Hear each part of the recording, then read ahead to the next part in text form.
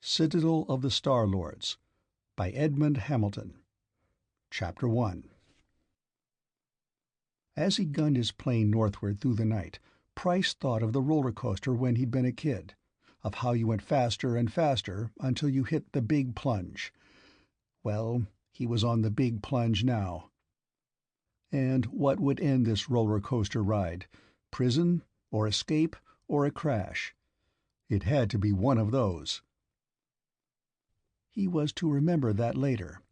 He was to think later that it was well he didn't dream the fantastic fate he was really racing toward. He looked down, and there was only blackness. The deserts of California and Nevada are dark and wide, and he was keeping well away from the airways beacons and the main highways. He kept the Beechcraft as high as he could. He was flying without lights, but with what they already had against him, that minor infraction wasn't important. He kept looking back, expecting every minute to see the red and green wing lights of Border Patrol planes coming up on his tail. If he was lucky, if he slipped them long enough, if he crossed north without being sighted by the passenger planes that shuttled between Las Vegas and Los Angeles, he might just make it to Bill Willerman's and get the Beechcraft under cover. If.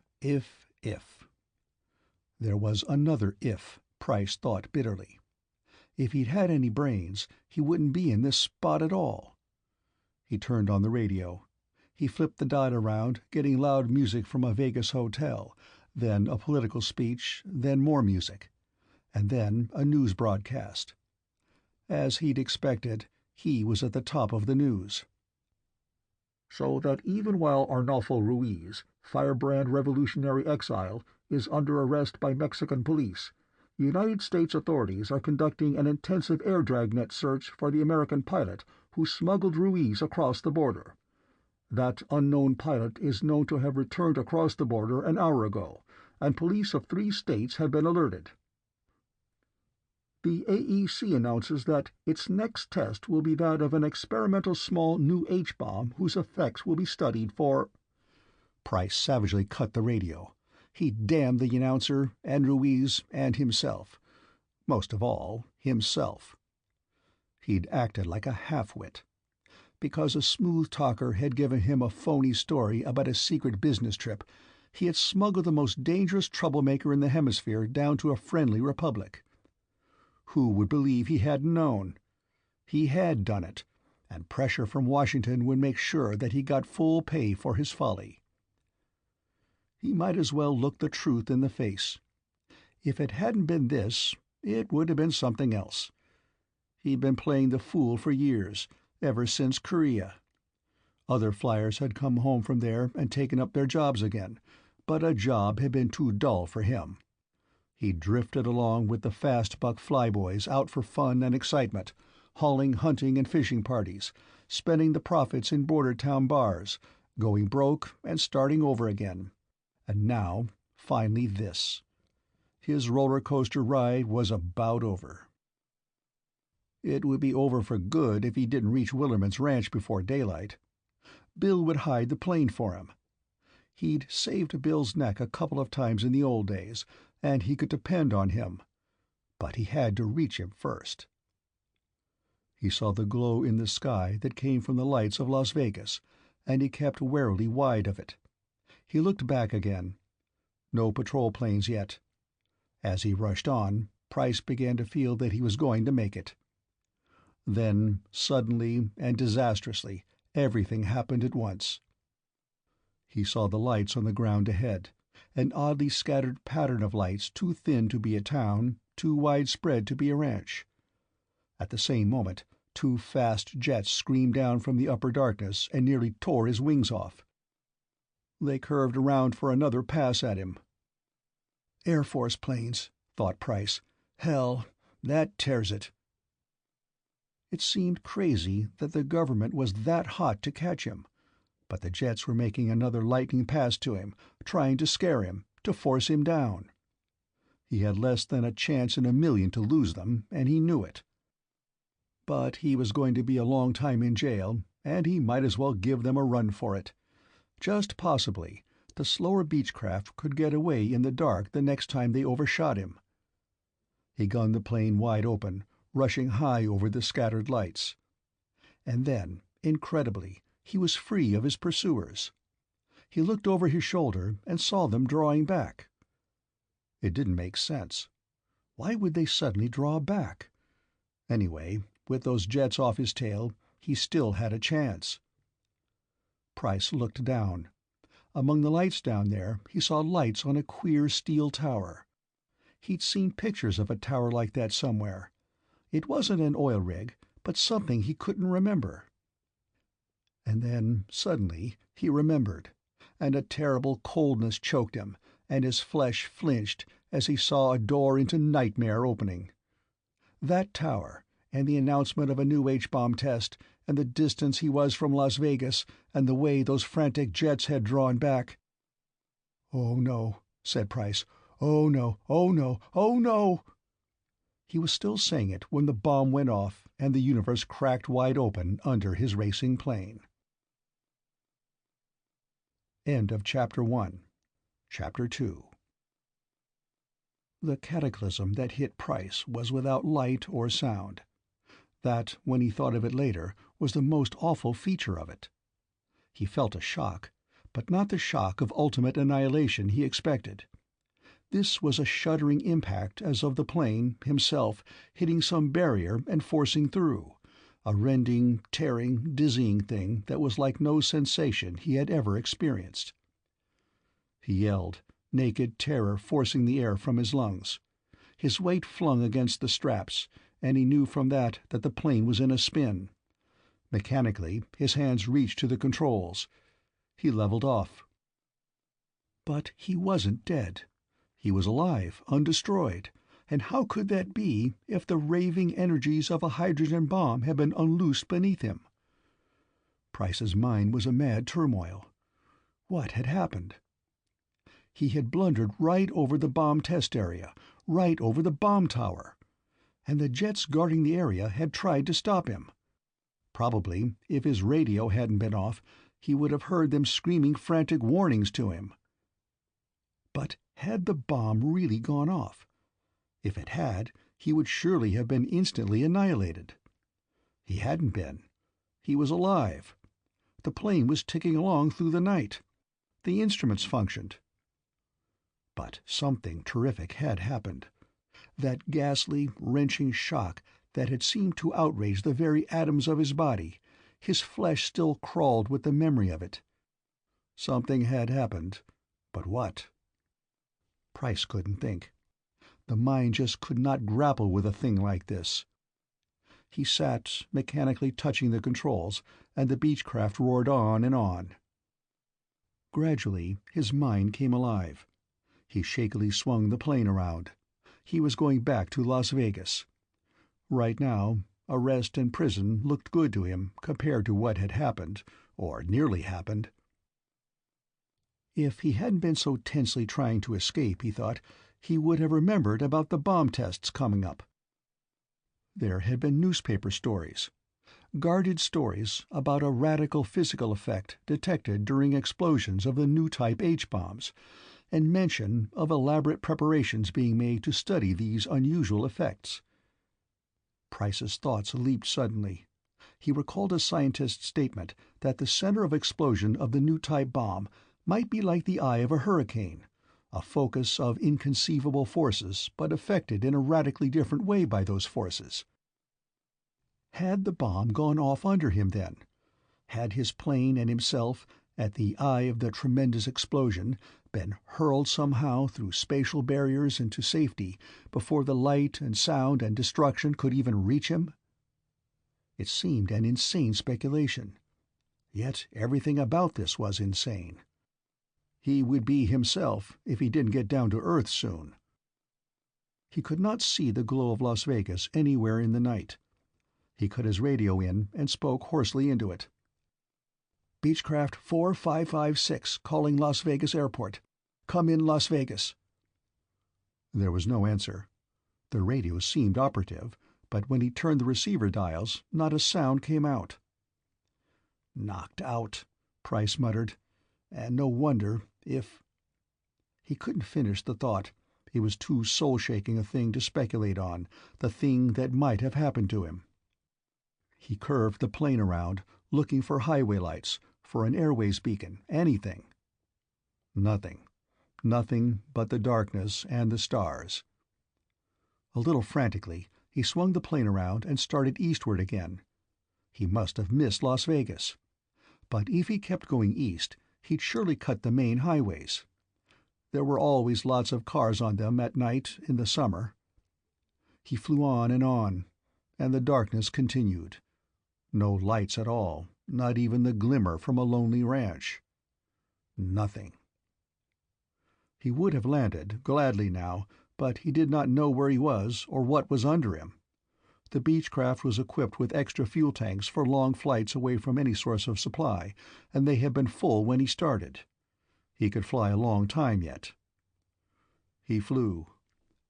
After a while, he began to think that there was only one explanation. He was dead, flying in limbo. And limbo, it seemed, went on forever. Finally, after many hours, there began to be a light in the blackness ahead of him, and his heart leaped up, thinking that at last he had raised the glow of a big town. But it was only the dawn. He watched it creep cold and gray across the world, and now he understood that he was alive. But he was not cheered. Now he could see what was underneath him. Forest, rolling like a dark green sea from north to south, from east to west. He had left the desert far behind. He figured that he was over Missouri now, and there should have been towns, villages, farms, cultivated fields. There was forest. The light turned rosy, then golden. The sun sprang up, and it was day. Far ahead, the Mississippi gleamed. Price sent the Beechcraft at full throttle toward St. Louis. He could not see any smoke from the great complex of city and industry that sprawled there over both banks of the river, and he could not see any bridges.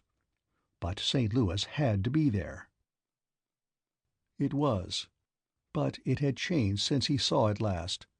The high buildings were brought low, and the low buildings were mounds, shells covered with brush and foxgrape, and trees grew in the public streets and through the broken windows.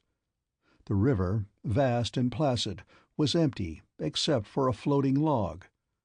Obstructions along the shores might once have been docks, but were so no longer. And there was a great stillness. For one wild moment Price thought, "The bomb did it last night. The new type bomb with energies they didn't even dream about." Then he realized that that was hardly possible. You can destroy a city with an H-bomb in a matter of seconds, but you can't grow an oak tree 60 feet high in the rubble of the city hall in much under a century. Time had passed since last night. This was too much to take in all at once. Price didn't even try. He looked for a place to land, but there wasn't any, so he kept on flying, eastward across the river. Time had passed, and he had passed with it. Slowly, it began to come to Price, the dreadful and incredible truth of what had happened. The wrenching, tearing shock he had felt in the eye of the blast was not physical, but temporal. The uncomprehended powers of the bomb had been mightier than anyone had guessed.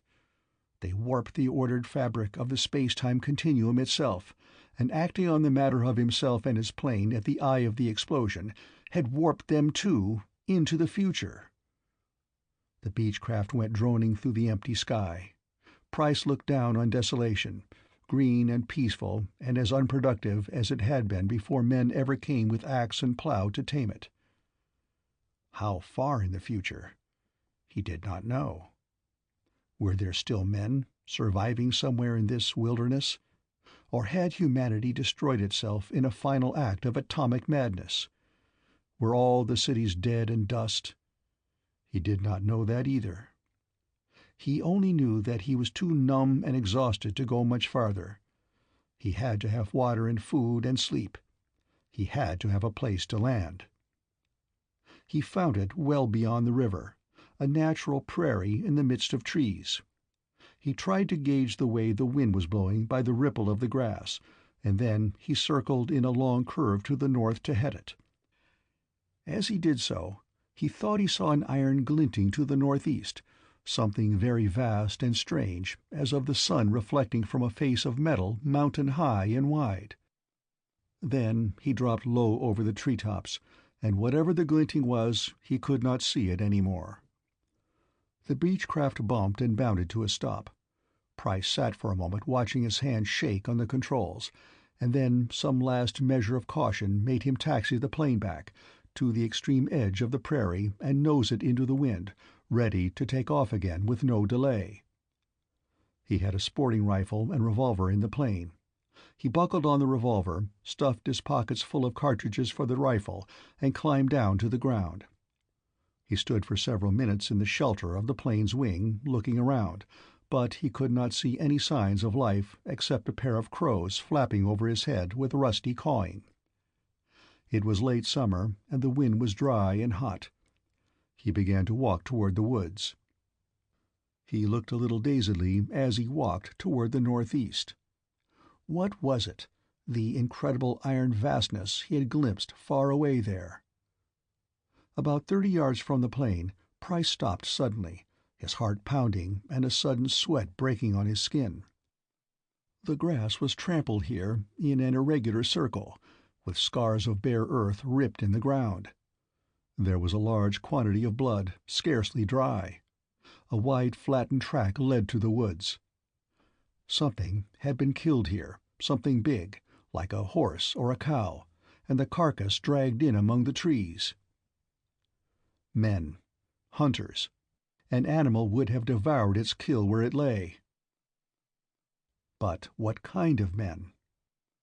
Price stood half-crouched over the bloody ground, his rifle ready, looking this way and that, and seeing nothing. The hot wind went running over the prairie, and the encircling trees bowed to it and tossed their branches, but there was no other motion, no other sound. Even the crows had gone. Price shouted, "Hello? Hello? Is anybody there? I'm lost. I need help. Hello?" His voice was shocking in the stillness, loud and impolite. There was no answer. He went on down the flattened track toward the trees. He was afraid and desperately tired. "Hello?" he said, and now his voice was pleading. "Please, where are you? Help me." "Help me, you men of an unknown future, you hunters in impossibility, you lurkers in nightmare. Help me, or I die." The shadows were heavy under the trees. The prairie grass did not grow here, but there were briars and other things to show a crushed trail. It was not a long one. He saw the carcass lying in a little glade. It was a black-and-white cow, already partially butchered. He moved toward it, and then, from the branches overhead and the underbrush on either side, short ropes of braided leather came flying, weighted at their ends with stones. Price fell down helpless and floundering, painfully bruised, his arms and legs wrapped in the tough, bolo-like ropes, and one around his neck cutting off his breath so he could not even cry out. In a swift and furious rush, 6 men sprang from among the trees and stood about him. One snatched his rifle, another his revolver. They wore sketchy garments of tanned leather, and they were as dark and wild as the Shawnees and Wyandots who had hunted these woodland prairies long ago, except that some of them had light hair and all of them were bearded. One of them, a tall, lean, wide-shouldered man, with a shock of sun-bleached brown hair and eyes more blue, more blazing, and filled with hate than any Price could remember seeing in his life, crouched beside him and tore the strangling rope ungently from his neck. Price tried to speak, but before he could do more than gasp for breath, the brown-haired man whipped out a knife and drove the point of it straight for Price's throat. "Now," he said, "you star spawn, we'll see if your blood is any redder than the kind we breed on Earth." The steel bit hard. Price screamed. End of Chapter 2.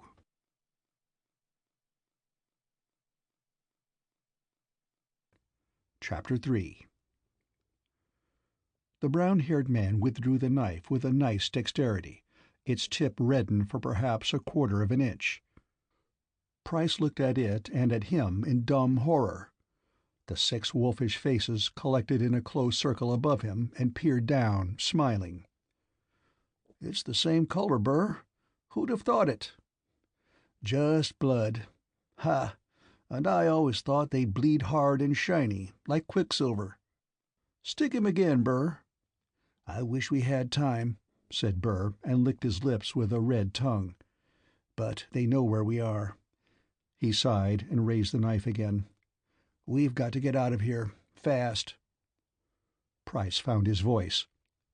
"For God's sake," he cried. "For God's sake, what are you doing? I ask you for help and you—" He struggled furiously against the ropes. "You haven't any right to kill me. I haven't done you any harm." "Star spawn," said Burr softly, using that word for the second time. He prodded Price above the belt with the knife point. "If I had time I'd do this slowly, very slowly.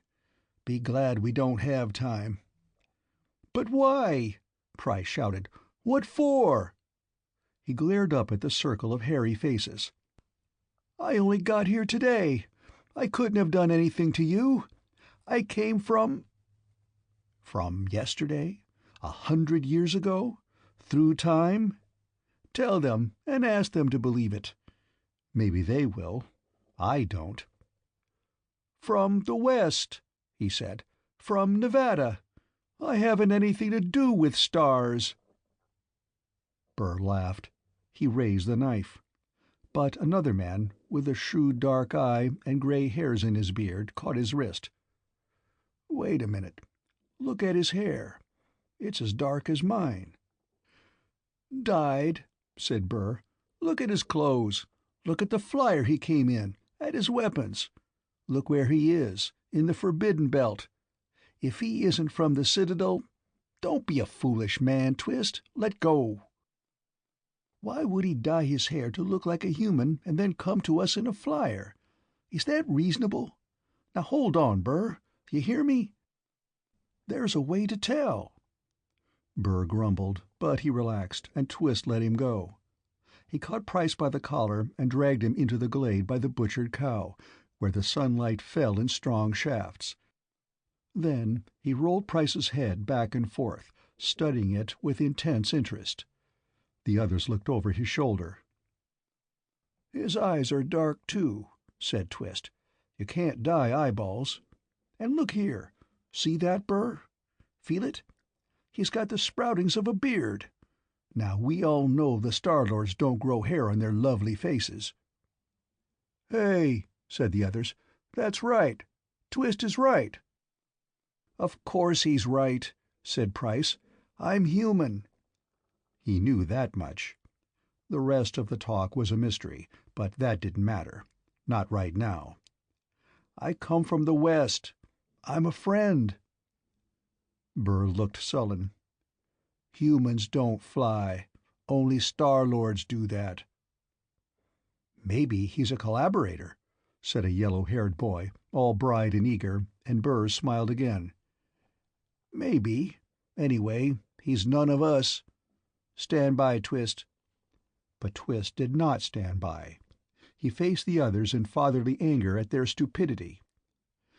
"You're all mighty anxious for a killing, Burr. Now what's the chief going to say when we come back and tell him that a human man came in an airplane and asked us for help, and we stuck him like a pig and left the plane for the Star-Lords?" For some reason the word plane sobered them down and made them thoughtful. Twist pressed his advantage. "You've all seen the old pictures. You know this flyer isn't from the Citadel. It ain't the same shape, and it don't make the same noise. It's a plane. Maybe the last one on Earth, and this man knows how to fly it. And you want to cut his throat?" There was a short silence, during which Price thought he could hear the drops of sweat trickling down his forehead, Then Burr said, without rancor, "I guess you're right. We'd better take him to the chief." "All right," said Twist. He crouched down and began unwrapping the bolo ropes. Price said, "Thanks." It seemed a very small word, and inadequate. Twist grunted. "If you prove out to be a collaborator," he said, "you'll wish I'd let you die an easy death." "I'm not," said Price. His brain had been working with abnormal speed. "This is an old plane. The papers are still in it. It's been kept hidden, except—" He groped desperately for explanations. "It's a tradition in my family to fly. We're taught father to son." That was true enough. Price's father had taken to the air in World War I, and for years afterward had run a flying service. The rest of it he had to play by ear, and God help him if he guessed wrong. Twist helped him to his feet. "Now," he said to the others, "I want to know about that plane." "Get it under cover," Burr said. "Hide it." "We might do that," Twist said. "And the first flying eye that happened along would find it. They do more than see, you know. They smell, too. They smell metal, if it's much bigger than a knife." He held out the stone-weighted ropes and shook them. "That's why we use these when we hunt in the belt. Remember?" "Now there's no call to be jeering, Twist," said Burr. "If you got a better idea, we'll listen to it." "Fly it out," said Twist sharply. "How else are we going to get it to the chief? On our backs? Cut up and packed on the horses? No." He turned to the man who had taken Price's pistol. "Give me that, Larkin. And you, Harper, hand that rifle to Burr. Larkin, you're in charge of the party. Get the beef back to the camp, and as soon as you've smoked it, load up and head home. Keep an eye out for trouble. This is liable to poke up the Citadel like you'd poke a beehive." Larkin, a short, powerful man with a curly poll like a certain type of bull Price had once seen, asked in a mild, high voice, "Where are you and Burr going?" Twist pointed a thumb skyward. "Up there," he said, and his eyes shone with excitement. He looked at Burr and grinned. Burr was scared. It showed in his eyes, in the way his mouth tightened. But he wouldn't say so. Instead, he reached out and grabbed Price by the shirt and shook him fiercely. "There'll be a gun at your head every minute, and don't you forget. You do anything wrong, and you're dead." Price forebore to explain what would happen to Burr and Twist if they shot him in mid-air. He only nodded and said, "Don't worry. I am as anxious to get to your chief as you are." He took a deep breath and plunged. "That's what I came for." Burr said, "You're a long way out of your way." "This is new country to me. I got lost." "You don't know how lost. You don't know how alone." "Come on," said Twist. "There's been too much yattering already." He led the way back to the edge of the trees. Price and Burr followed him. The others were already working on the carcass. Presently they were hidden from sight. At the verge of the prairies, the three men stopped and examined the visible world before they left cover. Price looked around and did not see anything and was ready to go on. Burr and Twist not only looked at the earth and sky, they sniffed the wind and seemed to feel the quality of the air like animals. Twist gave a kind of shrug and said, "Well, we're in it now, whole hog." He began to run through the long grass toward the plain. Burr went fleetly after him. Price, oppressed with many things of which physical exhaustion was the least, ran heavily behind them. When they were within perhaps 15 feet of the plain, a glittering thing came over the tops of the trees and hesitated, making a couple of short spirals in the air. Then it centered over the plain and hung there, high above. It was a disc-shaped object, maybe 3 feet across, with a big lens on its underside. Twist and Burr had stopped. Price came panting up to them. They were looking up at the disc, and Price saw in their faces a wild mingling of rage and hate and the despairing fear of men faced with an enemy that no amount of bravery or physical strength can prevail against. "What is it?" he asked, and Twist said hoarsely, "You must be from a long way west if you've never seen a flying eye." His hands dropped to his sides. "Well, that's finished." Burr began to curse at the thing. He looked as if he wanted to cry. "What will it do?" asked Price. "It'll hang right there, right where it is, to guide the flyers from the Citadel. They can see us where we stand right now in the Citadel." Burr's face was getting whiter by the second, like a man who has been stung by some venomous thing and realizes that in this present moment, between strides as it were, he must die. "They'll be starting. It's forbidden to come into the belt. They'd kill us for that alone. But with the plane, God knows what they'll do." "We can try and dodge them in the woods," said Twist without hope. "Come on." He started away, but Price said, "Can't we outfly it?" "The flying eye? It'll follow us like a hungry hound." Some kind of television scanner, Price thought, with a metal detection unit and a signal relay to alert the main control in the Citadel. And what was the Citadel? And who or what within it was now watching him as he stood and preparing for his death? He said, catching the sudden terror from the others, "Shoot it down." "Shoot it?" "Smash the lens. Then it can't see us. Here, give me the rifle." Burr said, "You crazy? No gun will carry that far." "What kind of guns have you got?" said Price. "Damn it, give me the rifle." Twist said, "Let him have it." Price was a good shot. Not brilliant, just good. But today he was phenomenal. He blasted the lens and whatever insides there were behind it as fast as he could pump the cartridges into the chamber and fire them. He didn't miss once. And the disc flopped and slipped and crashed down sideways in the woods. Price leaped for the plane. "Come on," he said. The others were staring at him, with their jaws hanging open. "Did you see that? Did you see that gun?" "Come on," Price yelled, "or I'm going without you." They tumbled in. Price started the motor, gunned it savagely, and took off as though the devil was on his tail. One of the men, he didn't know which, yelled out in sheer fright once. Then they were clear of the treetops and climbing fast. Price looked over his shoulder, and once again he thought he saw that dark metallic gleaming in the northeast. "Which way?" "Back across the river, and then," said Twist slowly, "I don't know. They've seen the plane. They'll come looking for it, and the first place they'll look is the capital, and after that the villages. They'll find it if it's anywhere near, and you can figure what they'll do to the people. They let us have our guns and our hunting knives so we can kill game and even each other if we feel like it, but artillery, no. Explosives, no. And planes, no, no, no. Especially not planes.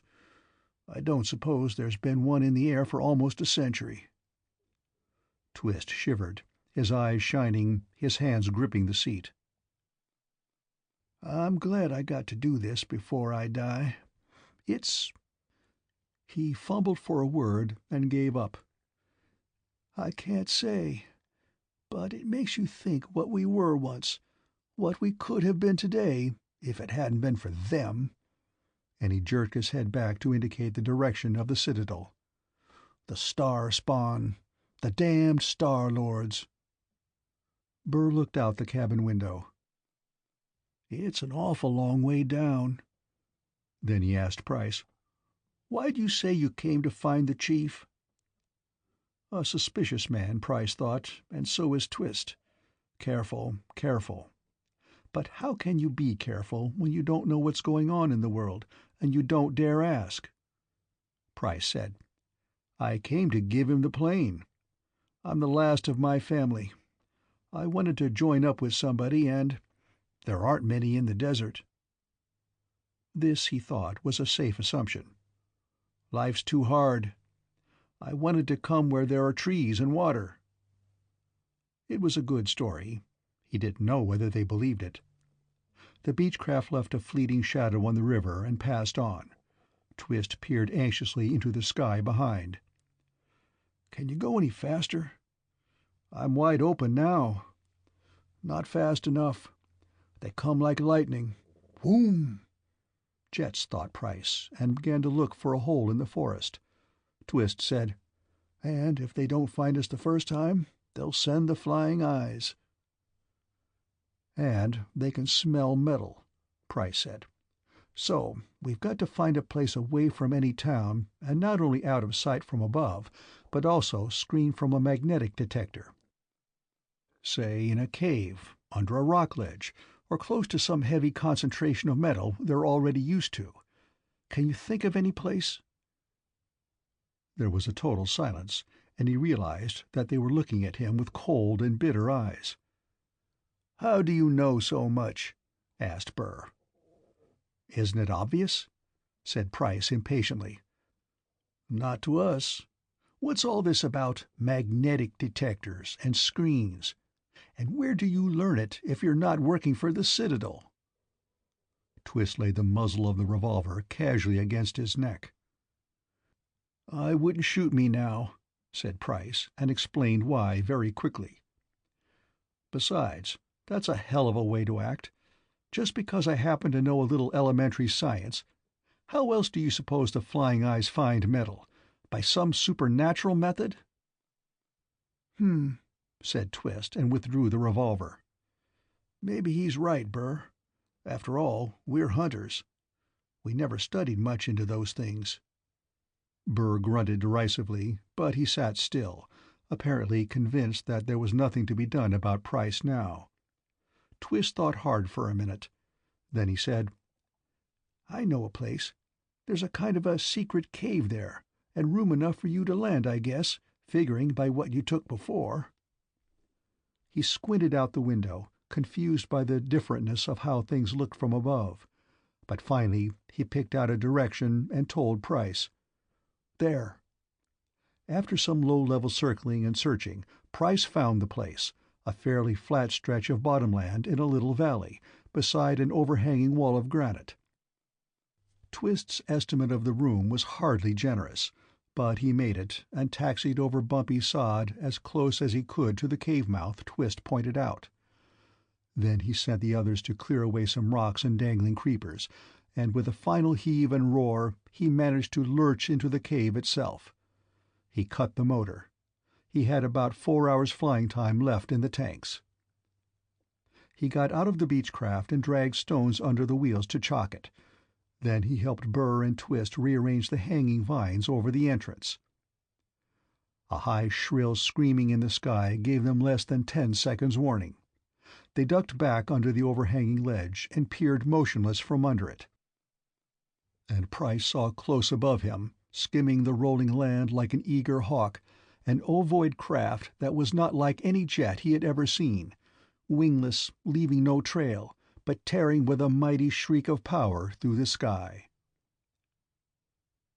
End of Chapter 3.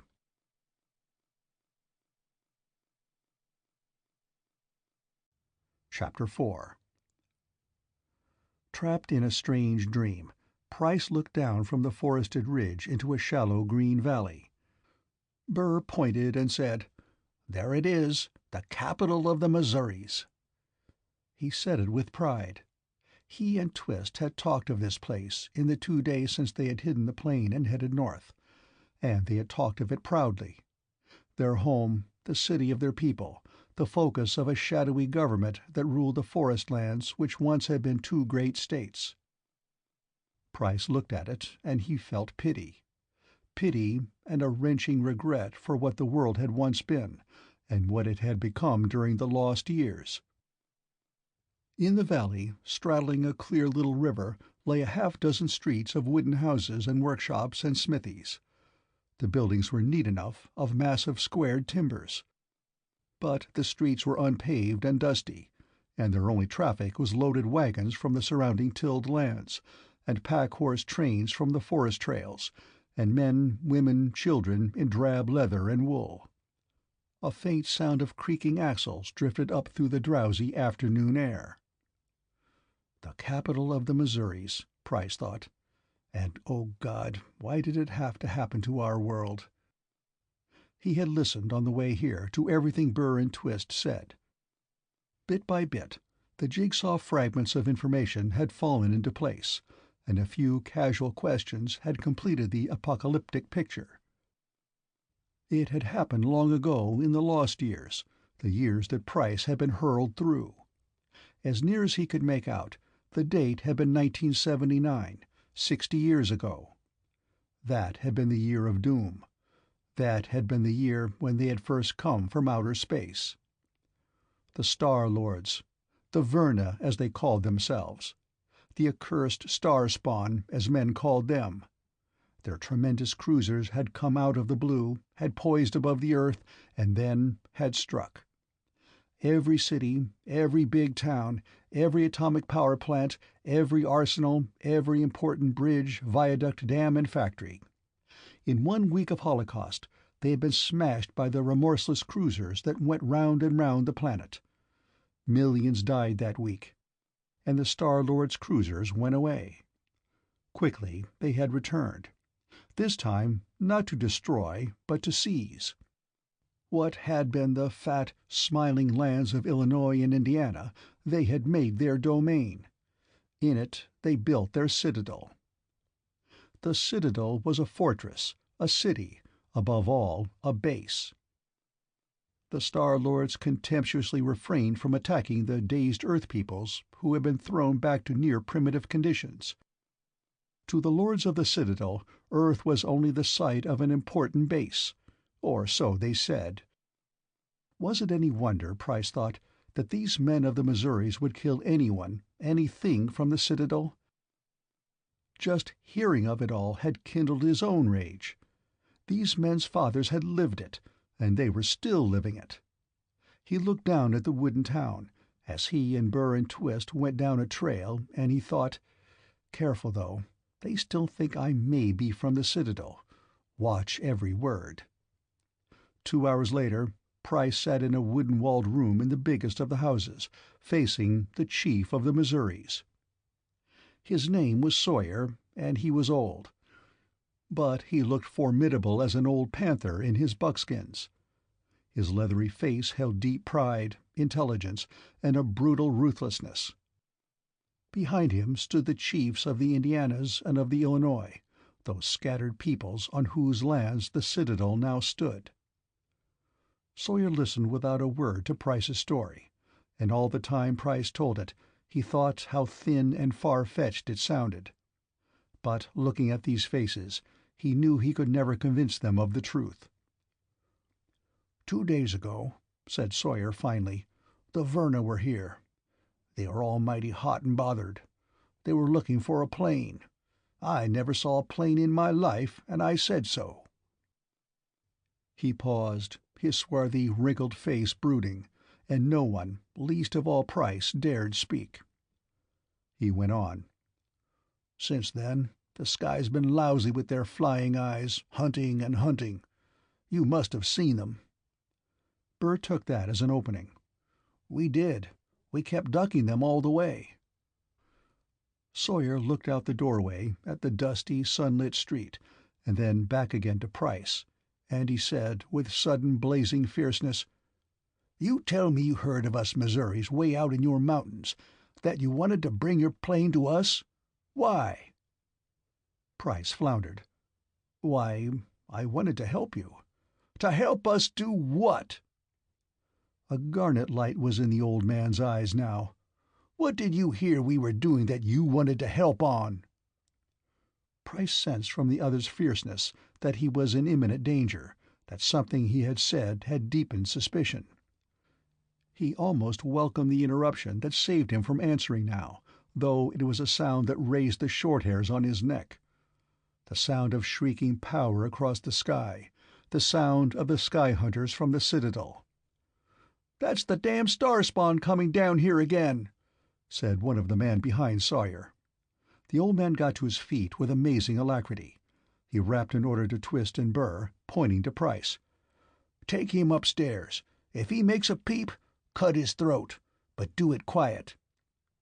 Little more than a minute later, Price was in a hot, dusty little room. It had gun slots in its heavy wooden shutters, and they let level bars of golden light into the room. He heard the whine of the flyer, coming down fast. He went to the gun slot. "No," said Burr. Price turned and looked at him. He kept his voice low. "The hell with you," he said. "You can stand behind me with your knife. I'm not going to yell, but I'm going to see." He heard Burr and Twist come up close behind him as he peered out the wide slot. Out in the green square, a white craft marked with a curious insignia was making a vertical landing. He thought it was a type of aerodyne. He had never seen one in flight, back in that strangely far-off and quickly fading time from which he had come, but he had seen sketches and a working model. This seemed to be a refinement of the same principle, faster than a jet and maneuverable as a toy balloon. His hands itched to fly it. He saw the insignia on its side, a golden sunburst with what looked like a many-colored, many-faceted globe at its heart. He did not know what it signified, but he knew what it was. The mark of the Star-Lords, of the Verna. And even as he looked, 4 of them came out of the craft. They came along the street to where Sawyer and the other chiefs and a little crowd of leather-clad men silently waited. No one had a gun. No one made a motion. Yet that dusty street was electric with a hatred so deep and strong and quivering that it made Price shiver. Yet the 4 Verna came straight on. The Star-Lords, they from unguessable spaces who had smashed Earth like a child's toy to make it their footstool. Price pressed closer to the gun slot. He wanted to see them very clearly indeed. Especially one of them. The Star-Lords were tall and well-formed, and they looked much like Earthmen, except that they wore tight-fitting garments of various colors, but all cut to the same pattern. Price guessed that they were uniforms, with the colors indicating rank or branch. The other chief difference was the coloring of the Star-Lords themselves. They were bronzed, as though by radiations fiercer than any known on Earth, and their hair was silver. Not white and not pallid, but a rich silver. The men, 3 of the 4 were men, wore their hair short. The woman wore hers long, rippling onto her shoulders. It caught the sunset light and gleamed like hot metal. Her uniform was a deep crimson, duskier than flame, molding her long thighs and her high, just full enough breasts. Sawyer was speaking to them now, his voice rolling out harshly in the silence. "If you're still hunting for that plane, my answer's the same. I've never seen one." One of the Verna men, who seemed to have the authority, stepped a pace in front of the other 2 men and the woman. The woman had raised her head, and was looking restlessly at the blank or shuttered windows of the timber houses. Price felt uneasily that she knew he was there and was looking at him through the gun slot, but that, of course, was ridiculous. "Sawyer, listen to me," said the man of the Verna. He spoke clear but stilted English, with strong tones of some alien tongue in its unaccustomed rhythms. He wore a black uniform with a small gold sunburst at the collar. It was impossible to guess his age. And while he kept his voice quiet and his manner calm, there was anger in him. There was anger in Price, too, a deep rage growing in him as he looked at the men and the woman who stood here like conquerors on the planet they had ruined, indifferent to the hatred they faced. "Here is no time and no place for stubborn obstructions," the Verna man was saying. "Things move quickly now. We have an enemy before us so vast and powerful that we dare not have one also at our backs, no matter how weak. I ask you to believe that, Sawyer. I ask you to understand that if we Verna fall, you perish." He made a sudden chopping gesture of the hand. "Utterly." "I ask you," said Sawyer, "to look at my white hairs, and not insult them by talking to me like I was a child." His voice was strong and anything but servile. "You can forget that old tale of the enemy. I laughed at it when I was in my cradle. There's been only one enemy seen on this earth, and that was you." The crowd muttered, "Yes." "Your starships," Sawyer said, "smashed our cities and broke our nation and our world down to where it is. My own father saw it happen. One day a free world, the next nothing. So fast there was hardly even a blow struck back. You did it." The crowd muttered louder. Price felt Burr and Twist move beside him, breathing in the dark, breathing hate. "Don't come to me, an old man," Sawyer said, "and ask me to believe foolishness. As for the plane you say you saw, I tell you again I haven't got it.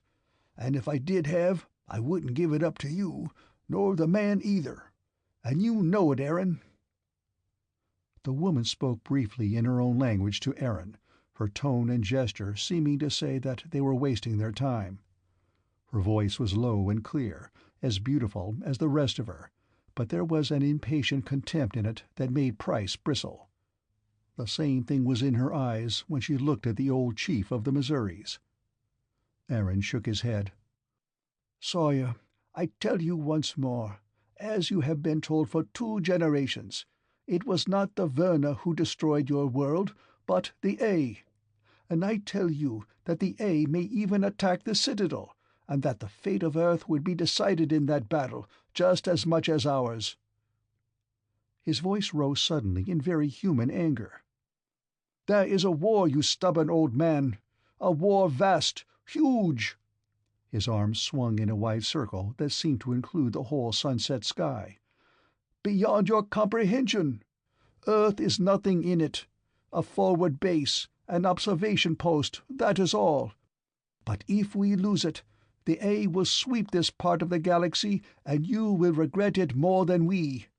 We can withdraw. You cannot. You think you are cruelly treated now. You will weep to have us back." Sawyer remained unbending and unimpressed. Aaron sighed. His voice was quiet when he spoke again, but it had a ring of iron in it. "I feel pity for your barbarism, until I remember that it continues because of your own proud stupidity. If ever you people of Earth have been willing to work with us, but let it be. And now I warn you, Sawyer."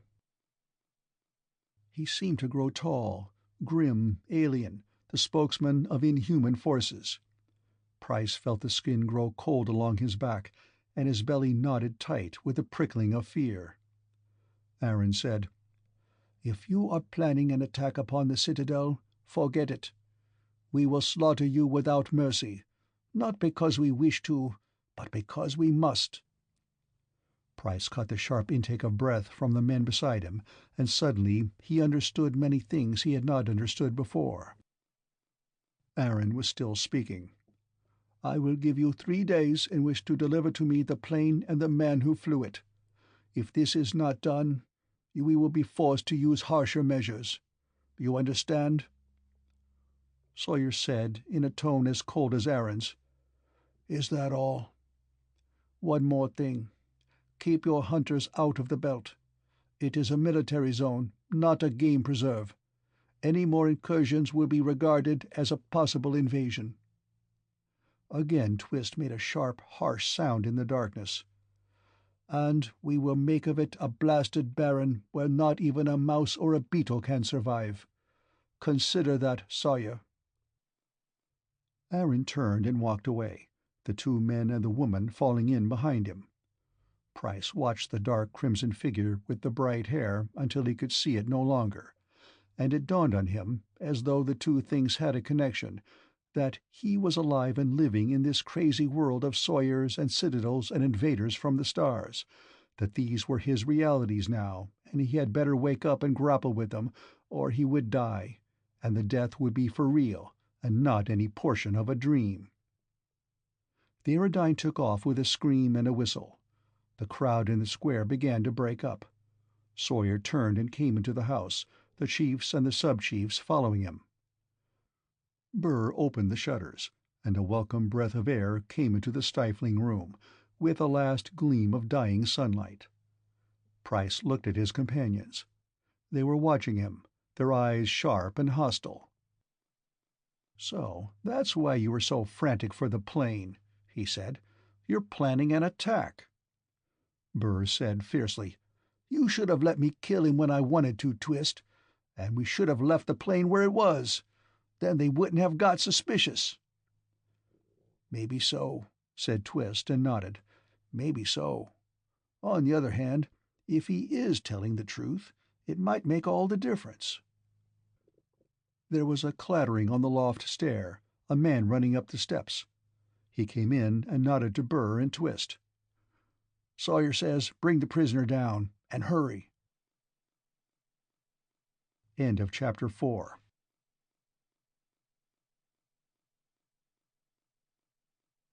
Chapter 5.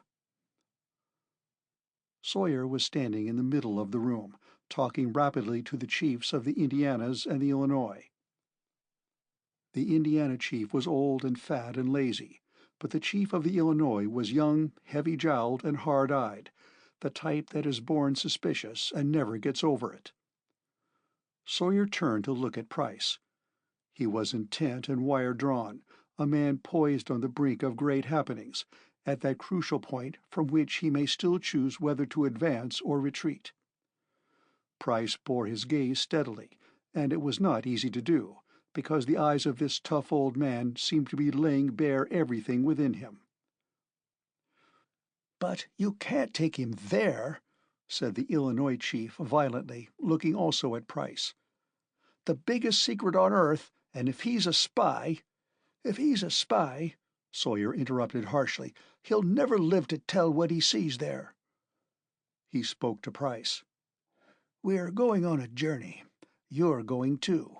And you two," to Burr and Twist, "will guard him." Burr and Twist nodded silently and got their guns. The rifle and revolver had been handed over to Sawyer for safe hiding, and these guns were the clumsy, short-range bolt-action rifles of their own handcrafting. Price said, "This is a hell of a way to treat a man who comes to you as a friend. I hate the Verna as much as you do, for what they've done to Earth, and—" Sawyer stopped him, saying ominously, "Save your words. You'll need them later. We've got a hard ride before morning. Let's go." They all went out through a back door, except the old chief of the Indianas, who was not going. In the twilight outside there were horses ready. Sawyer and Oakes of the Illinois led off, and Price followed with Burr ahead of him and Twist behind him. One man rode ahead of the whole party, with a lantern made to shine down, but not up. The flying eyes watched at night, too. The 6 horses went all night at a steady pace, single file along a narrow track that dipped and wound through the forest. Price felt sure, from what he had overheard, that they were riding toward some great secret council. He guessed that his fate would be decided there, and probably the fate of the rest of mankind, too. There was nothing he could do about it till he got there. Meanwhile, he thought about a long-thighed girl in crimson, with her bright hair swinging on her shoulders as she walked. He wished he could have had a closer look at her face. It had seemed beautiful, a clear forehead and a fine chin, but it was the eyes that told you what a person was, and he had not been able to study them. Could she be as heartless as all the Verna were supposed to be? He thought she must be. His hate of the conquering Star-Lords was rapidly growing. Before they had come, this dark, wild forest he was riding through had been rich farmland and pleasant towns. And when they had smashed all that and built the Citadel to hold the ruined Earth, they had tried to make men willing captives by telling them that story of the A. It was the old big lie technique, but this lie had been too big for anyone to believe. The woman might not be cruel. Aaron might be only a decent officer in a hard position. But all the same, they were aliens, despoilers of Earth, and he was an Earthman. These were his people: Sawyer, Burr, Twist, even the hateful and suspicious oaks. These were the ones he would fight for and with, if they let him. But they had to let him. He was the man with the plane, and as he rode wearily through the dark, he thought he knew the argument to use. Just before dawn, when the world was at its blackest and most silent, there was a challenge in the woods ahead, and the man with the lantern answered. Here and there among the trees other shielded lanterns flickered, widely scattered, and the woods were full of quiet sounds, the creak of leather and jingle of bridle chains, the soft thump of hoofs, the somnolent blowing of picketed horses. What men there were spoke in low voices. Price's party dismounted and walked quietly among the picket lines. In a few minutes they reached the edge of the sheltering woods. The man with the lantern gave a low whistle, and another man materialized out of the blank dark ahead. "This way," he said, "and watch your foot."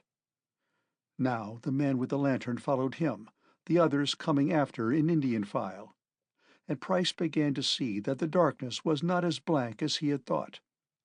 There were pale areas that gathered the faint starlight to themselves on flat, broken surfaces. He realized presently that these were walls, or had been once, and that he was walking on the shattered fragments of a city street. The feel of gritty concrete was unmistakable. They went for quite a long way, apparently on some known path through the ruined city, and the sky began to pale before they reached their destination. Price could now make out the ghostly looming of building fronts on both sides, high fronts with nothing behind them, so that the window holes looked like a kind of elaborate pierced work. It was deathly still, so still that their own breathing and the stealthy padding of their feet woke furtive echoes from the stone. Their guide stopped beside a small black hole, no different from all the other small black holes that lurked under fallen masonry and flattened girders. "Down there," he said, and left them. They climbed down a wide steel stairway, bent and twisted, but mostly intact.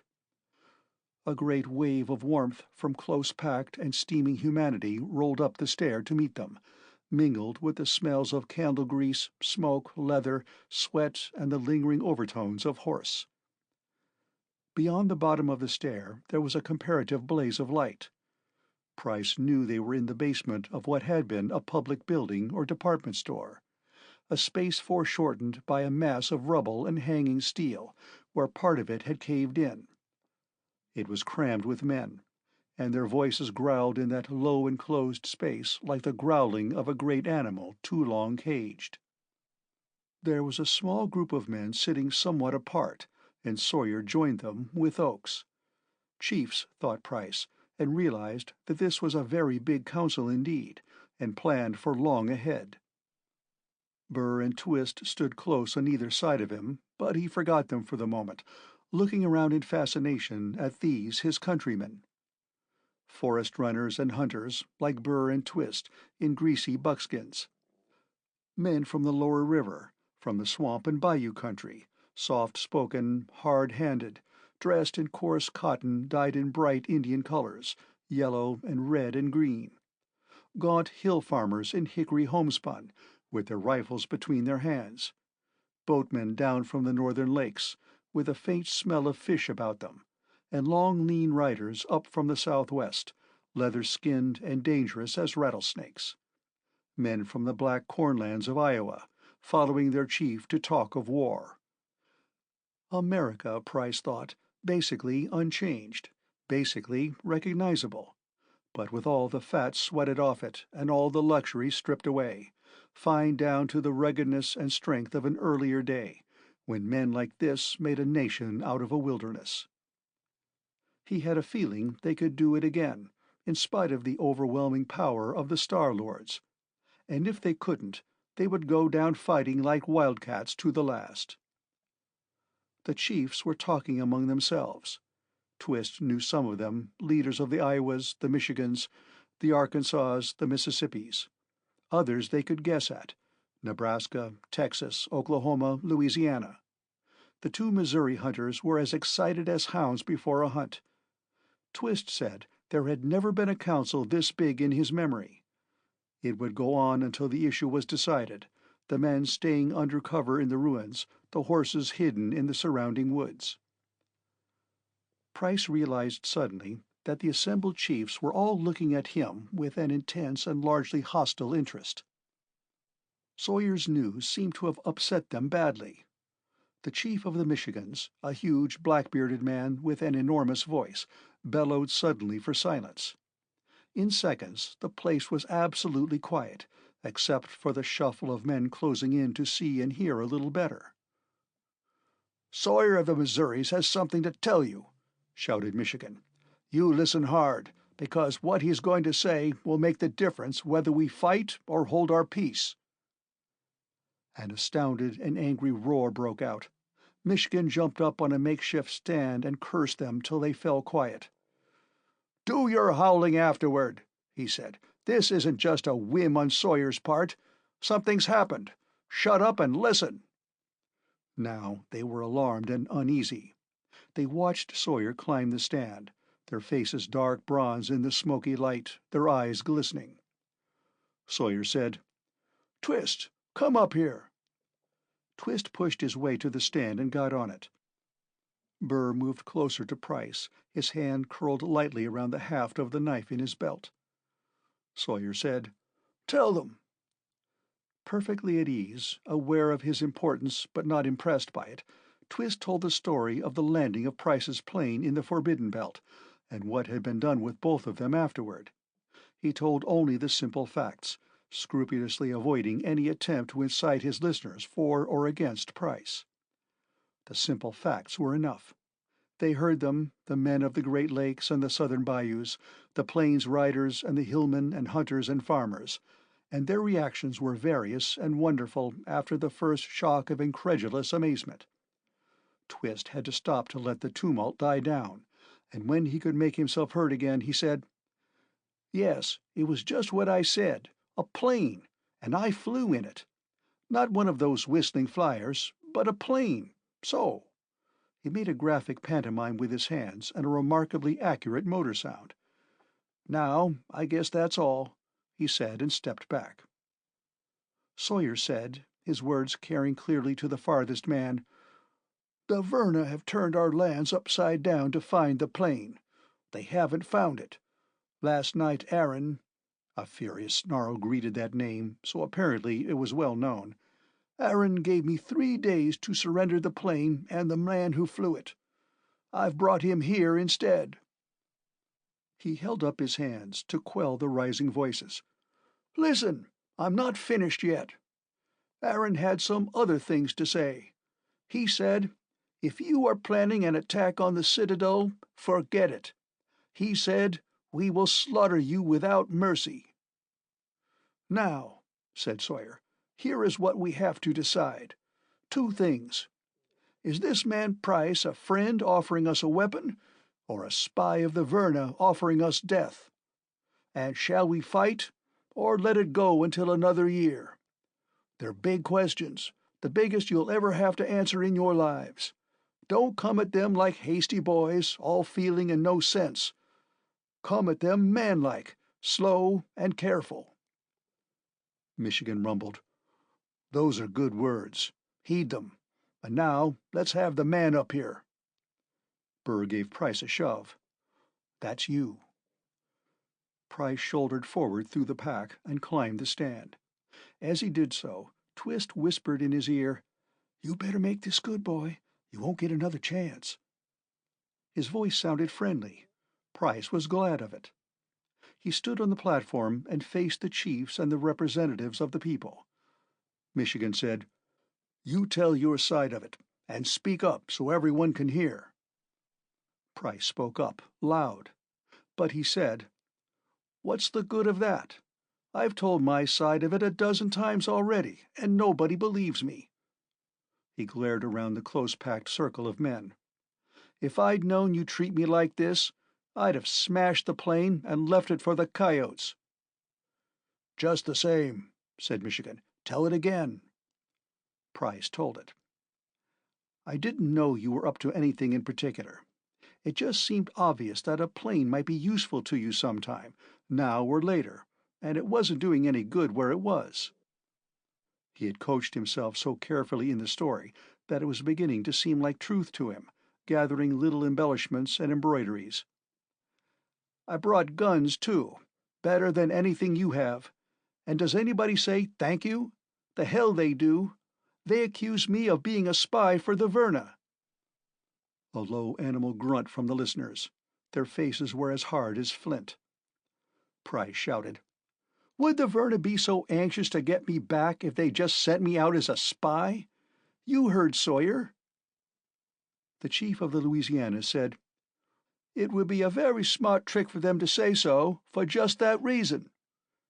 "And how is it," cried the chief of the Arkansas, "that right away the minute you turn up, Aaron says that about attacking the Citadel? Doesn't that show they know something and want to know more?"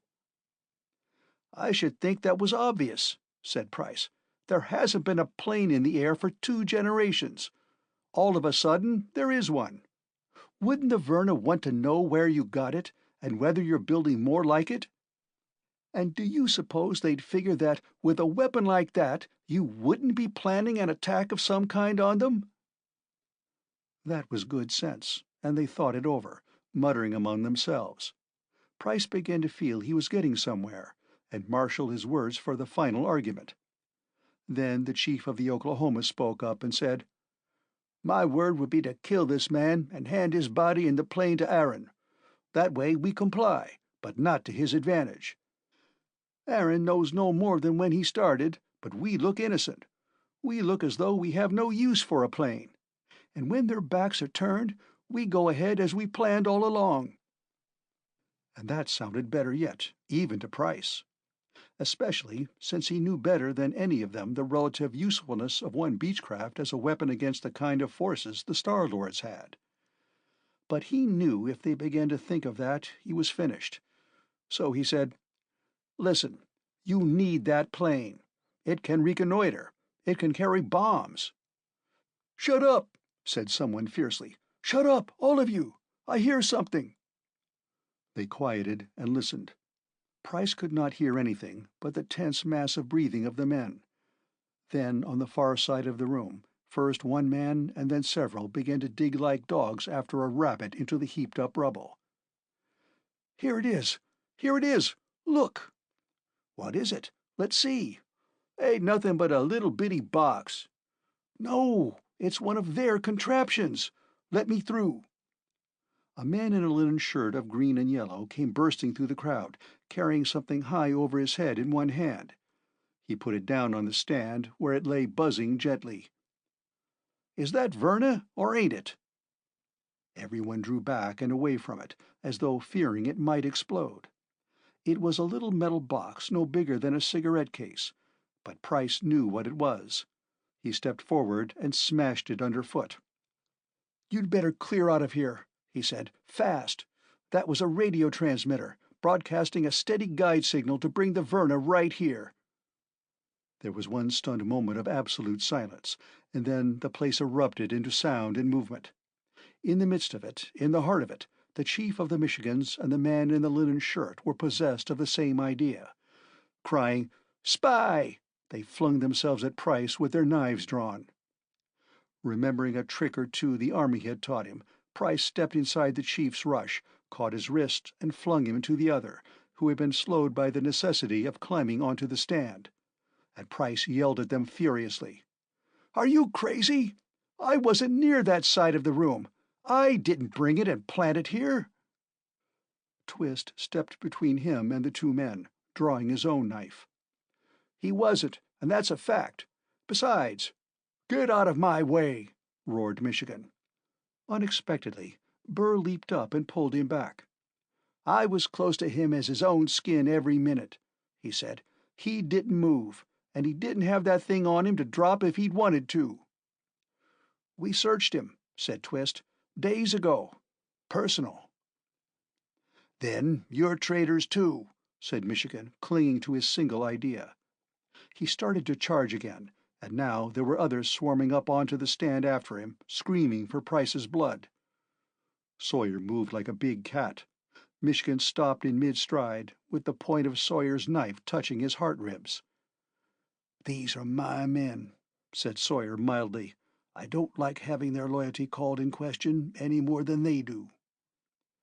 Price leaned over and grabbed a rifle out of somebody's hands. He clubbed it and began to swing, scattering men like tenpins off the edge of the stand. "Get out of here, you fools!" he howled at them. "Can't you get it through your thick skulls? The Verna are coming! Get out!" Numbers of them were already streaming up the stairs. Now more and more took up the cry, seeming to understand suddenly that someone's treachery had made this place a trap. Sawyer said to the chief of the Michigans, "Go on, take that hot head back to the lake and cool it. Hurry up before they get you." Michigan snorted like an angry bull, but he turned and jumped down into the crowd. The man with the linen shirt was gone. Price was about to follow when he saw the muzzle of a rifle, upflung, glinting darkly in the lamplight. He shouted to Burr and Twist to look out, and then flung himself upon Sawyer. The shot was stunning in that closed space. He heard the slug go whistling overhead, and then ricochet from the low concrete roof. Someone on the far side of the room cried out in rage and pain. "I thank you," said Sawyer. "And now let's get off this damn target." They got off, the four of them sticking close together. Price did not see Oakes, nor the man who had carried their lantern. Most of the lights were going out, knocked over and trampled.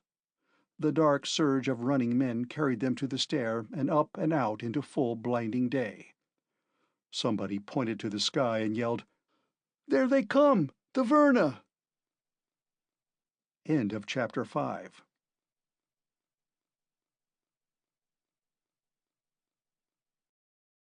Chapter 6. They were still a long way off, but coming fast, whistling down the sky. Price could make out about a dozen bright dots flashing against the blue. Sawyer said, "We'd better run for it." They fled along the twisting path through the ruins. All around them, ahead and behind, other men were running, bolting away like wild creatures into the shadows of the broken walls. And this was once their city, Price thought. A place of streets and homes and schools and churches, a good place, built with long hope and striving. What right did the Verna have to break it? He looked up at the flyers. They were larger now, moving swiftly above ragged crenellations that showed stark white in the hot summer sun. He looked down, and there was desolation. He ran in it, leaping and stumbling over the bones of a city driven like the rest. Sawyer swept a lean arm out in a commanding gesture. "Take cover!" They dodged into the crevices of an unidentifiable mass half grown with creepers and rank grass. The old bricks tottered and threatened to fall as they pressed past them. They lay panting and listened to the Verna flyers go over. "They've broken formation," Price said. He had listened to hostile craft before. "Spread out. They'll sweep back and forth." A section of wall collapsed close by them, with a rumble and a great puff of white dust. They leaped back, and Sawyer said, "That makes a beacon for them. Well, come on." They ran out, crouching low, scurrying along the ravaged streets where their grandfathers had walked in peace. Price could see the green woods in the distance, but the air was full of the power scream of the searching aerodynes, and he did not think they would make it. He was right. One of the ships shot down to hover 3 feet off the ground ahead of them, and another dropped behind. Sawyer turned to the right. A third ship came down. He turned to the left. A fourth one blocked him. He stopped where he was, too proud to look farther for escape where he knew there was none. Burr and Twist stood with him. All three lifted their rifles and prepared to die. Price had nothing in his hands. The bright hovering ships mocked him. Their noise deafened him. The wind of their air blast tore at him with vicious force. He hated them. He had never hated anything so much in his life, not even the enemy he had fought in Korea. He groped among the rubbish around his feet, half blinded by dust and a red haze that was of his own making. A very loud metallic voice spoke to them from one of the ships. "Put down your weapons and stand together with your hands high. You will not be harmed." Sawyer laughed. He hunched the rifle to his shoulder and fired. The slug went splat on the skin of the aerodyne and dropped. "Put down your weapons and stand together. We will count 6. At that time we will fire. 6, 5, 4. Sawyer laid his rifle into the dust at his feet and straightened, folding his arms. Twist and Burr did the same. Tears stood in Burr's eyes, tears of outraged anger. And this was their city, Price thought. My city. Ours. Men began now to jump out of the hovering aerodynes, Verna with cropped silvery hair. They wore uniforms of dark green. This was not their city. It was not their world. Price's fingers closed over the end of an iron bar in the rubbish.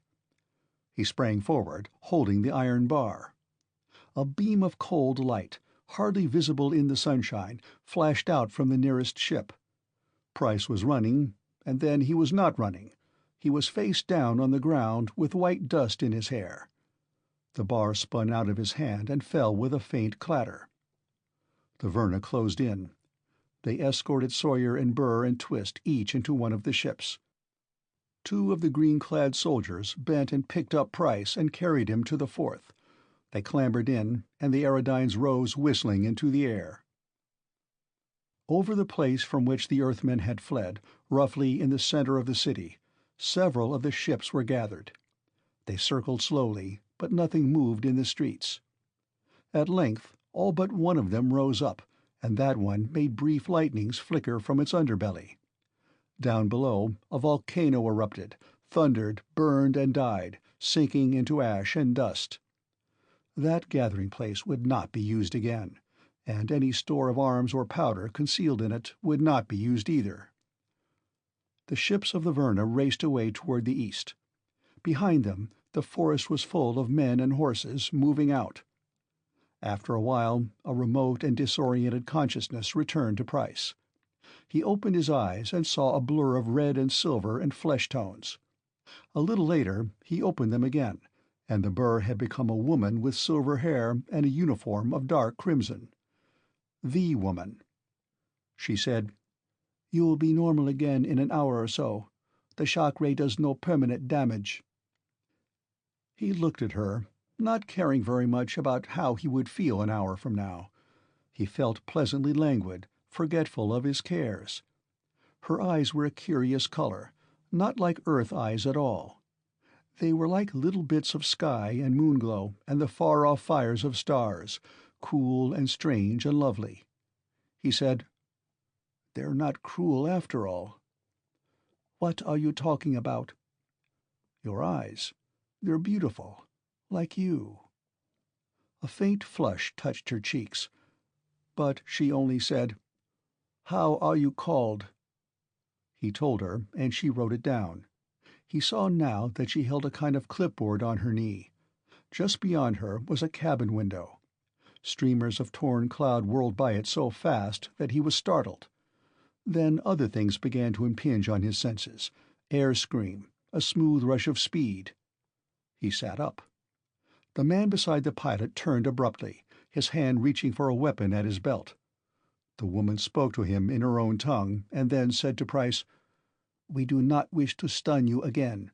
You will not make it necessary." "No," said Price. He leaned forward, staring in fascination at the controls of the aerodyne, watching the pilot's movements. "You are interested? As a pilot?" "Yes." The controls seemed surprisingly simple. These controlled the force of the airflow, those the angle of the blast. "It's so much more maneuverable than a jet, and so much more powerful than any copter. He shut his mouth, abruptly conscious that he had made a bad slip. But the woman did not seem to have noticed it. He asked her hastily, changing the subject, "What's your name?" "Lina," she said, "of Rain 4. That's the planet of a star you never heard of, in the Hercules cluster." I have some other identifying words, a patronym much like yours, and a set of code numbers such as have been used on this world also." "You seem to know a lot about us, for a girl from, Vrain 4. "That's my business. I am a specialist in Earth cultures. Section 7Y, Social Technics. Where is your home?" She was friendly, almost too much so. Price was wary now, his mind shaking off the lethargy of the shock. "Nevada." She wrote on the clipboard some kind of shorthand. "I have not been that far west. What is Nevada like?" He told her, leaving out any mention of cities. The Aerodyne raced forward, and he watched the controls avidly. So simple. So beautifully, functionally simple. His fingers twitched with eagerness. "You have flown a great deal?" "My father taught me." Careful, Price thought. These people are probably no brighter or shrewder than my own, but they're better able to investigate and check on things. "Tell me, what's it like on Vrain 4? "We eat and sleep, make love and die," she said. "Very much like you. The sky is very beautiful at night. The stars are close and burning, not cold and far away like yours." She paused. "Where did your father learn to fly?" "From his father. It's a family tradition." "And the plane had belonged to your family since the A destroyed the atomic cultures of your Earth year 1979? "Since the Verna destroyed it, yes." She did not argue the point. "How old was the plane then?" Sneaky little question, quietly asked. What was she driving at? Price began to feel that he was in a trap, but he could not quite see the shape of it. Then, before he was forced into an answer that might very well be the wrong one, he saw something that gave him the perfect excuse to ignore it. The thing he saw was a starship. He had never seen a starship before in his life, but he knew this could not be anything else. He judged that they must be back across the river now, and well within the Forbidden Belt. The ship stood like a tower of white metal, enormous, slim, delicate, a thing of slumbering power that caught the throat with awe and wonder. There were no trees anywhere near it, and the earth underneath was fused and hardened to a substance more durable than iron or concrete. Lena said, "That is one reason we do not want men in the belt. There is danger of being caught in a takeoff or a landing." The Aerodyne flashed past, and Price looked back as long as he could at the dwindling shape, splendid but curiously lonely in the middle of nowhere. "I would have thought you'd have a port close in. By the Citadel, I mean." Lena shook her head. "Dispersal is much safer. That is why the belt is so wide. We have a number of ships." The man beside the pilot spoke, and Lena touched Price's shoulder, pointing ahead. "In a minute you will see the Citadel." What he saw first was that iron blinking in the low air that he had seen from the plane. It grew with fantastic speed, taking shape, acquiring height and substance. Price had been prepared for something tremendous.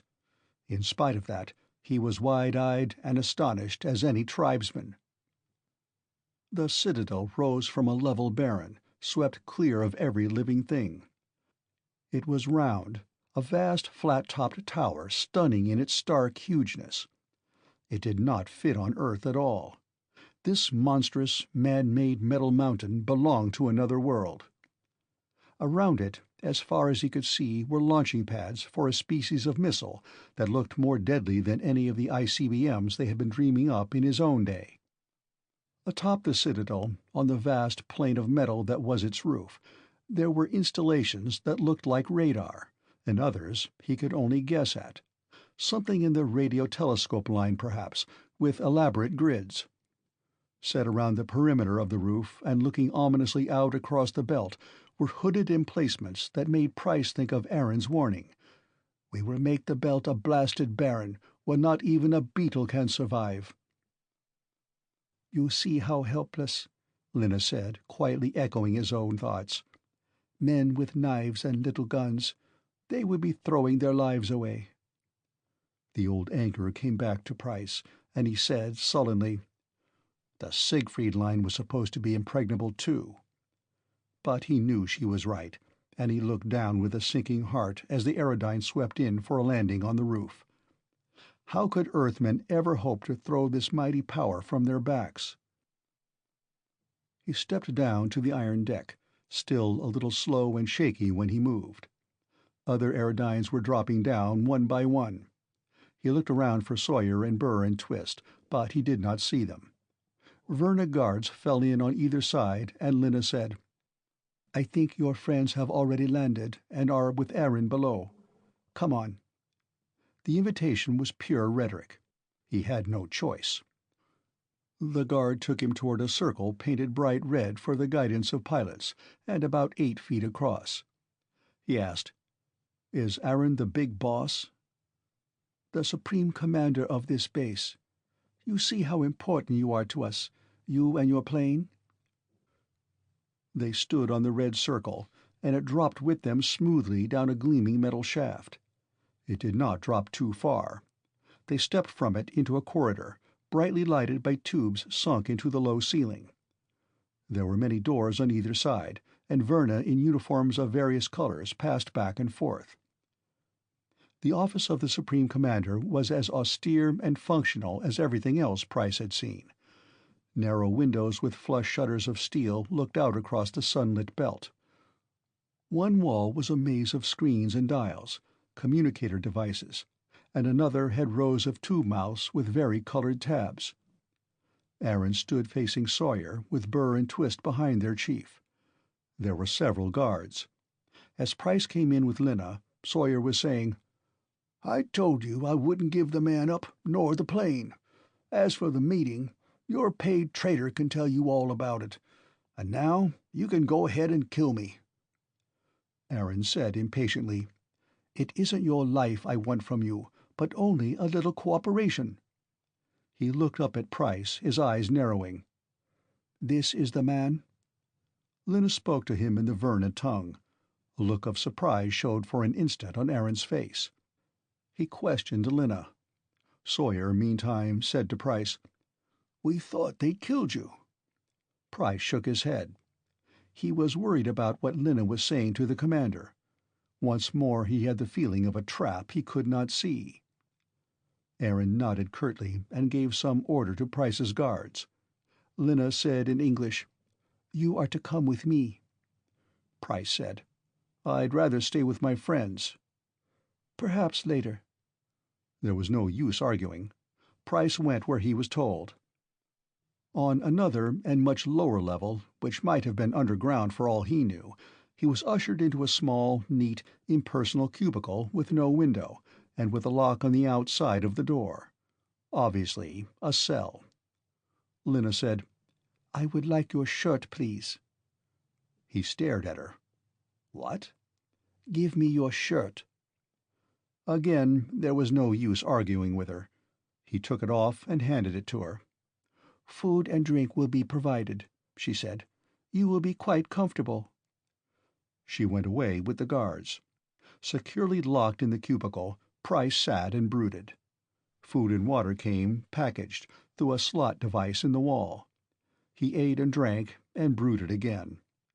Finally, Lena came back. She handed him his shirt and watched him soberly while he put it on. And then she dropped her bomb. "You have been lying to me," she said quietly. "I know now where you came from." End of Chapter 6.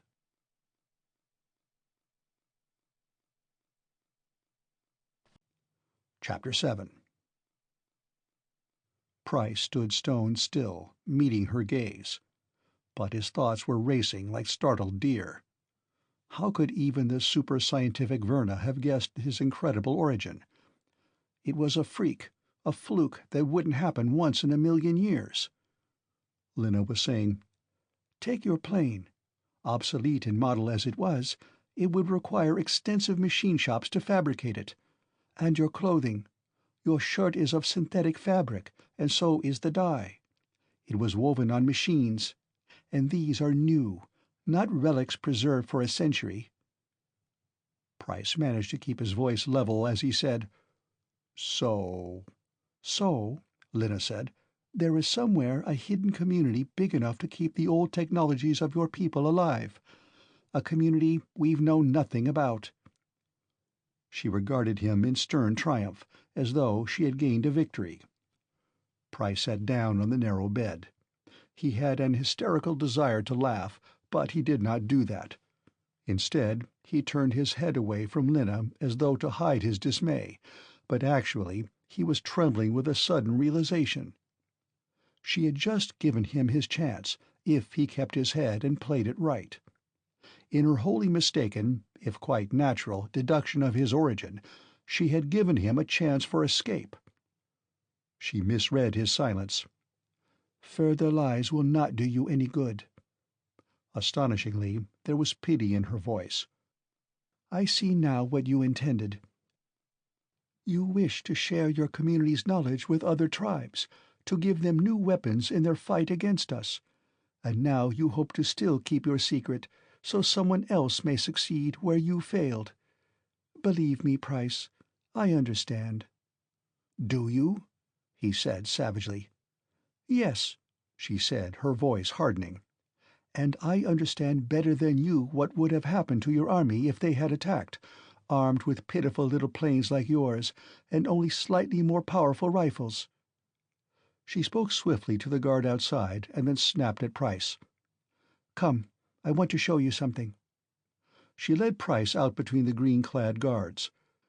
They went down the echoing corridor of the cell block, and into a lift that took them swooping up a long way, and then into another corridor, and eventually into a medium-sized room circular in shape, completely surrounded by a double row of screens. The lower screens gave a fixed view of the terrain within eyeshot of the Citadel itself. The upper screens reflected a roving, ever-shifting view of the remoter belt, the woods and prairies, herds of wild cattle grazing, deer bounding with their white flags up, the lonely starships waiting on their isolated fields. 4 men in uniforms of dull gold watched the screens and checked a series of clicking recorders. Beneath each screen was a battery of studs. "You see how much chance you would have of approaching unseen? And do you see what would happen to an army? One man here, touching those firing studs, and the whole belt would become in seconds like the Baron outside the walls. Nothing would be left. Nothing." In Lena's eyes now there was the same impatient contempt for his stupidity that he had seen there before, when Aaron had talked to Sawyer in the square. "And this is how you would help them, to their destruction." If the situation had been what she imagined it to be, that would have been the truth. Price allowed a sullen doubtfulness to show in his face, but he said, "What about your starships? You wouldn't destroy them?" "They can be flown on autopilot at a moment's notice out of harm's way. Oh, for heaven's sake, Price, can't you see that I'm trying to help you? I don't want your people slaughtered. We, the Verna, don't want them slaughtered. But if you persist in battering your stubborn heads—" All right," he said crossly. "You've got the weight and weapons. Let's get out of here. It makes me sick to think how helpless we are." They went outside into the corridor again. At its end there was a window, and Price stood by it, looking out. He pretended to be sunk in bitter reflection, but his brain was spinning furiously, trying to see all ways at once. He said, "If I show you where our hidden colony is, you'll only smash it up. There's a lot there that isn't weapons, things that could help build up a civilization again. Why would I show you?" "To keep some other idiot from trying to do what you have done. We won't destroy anything that's useful, only control it as to the production of weapons."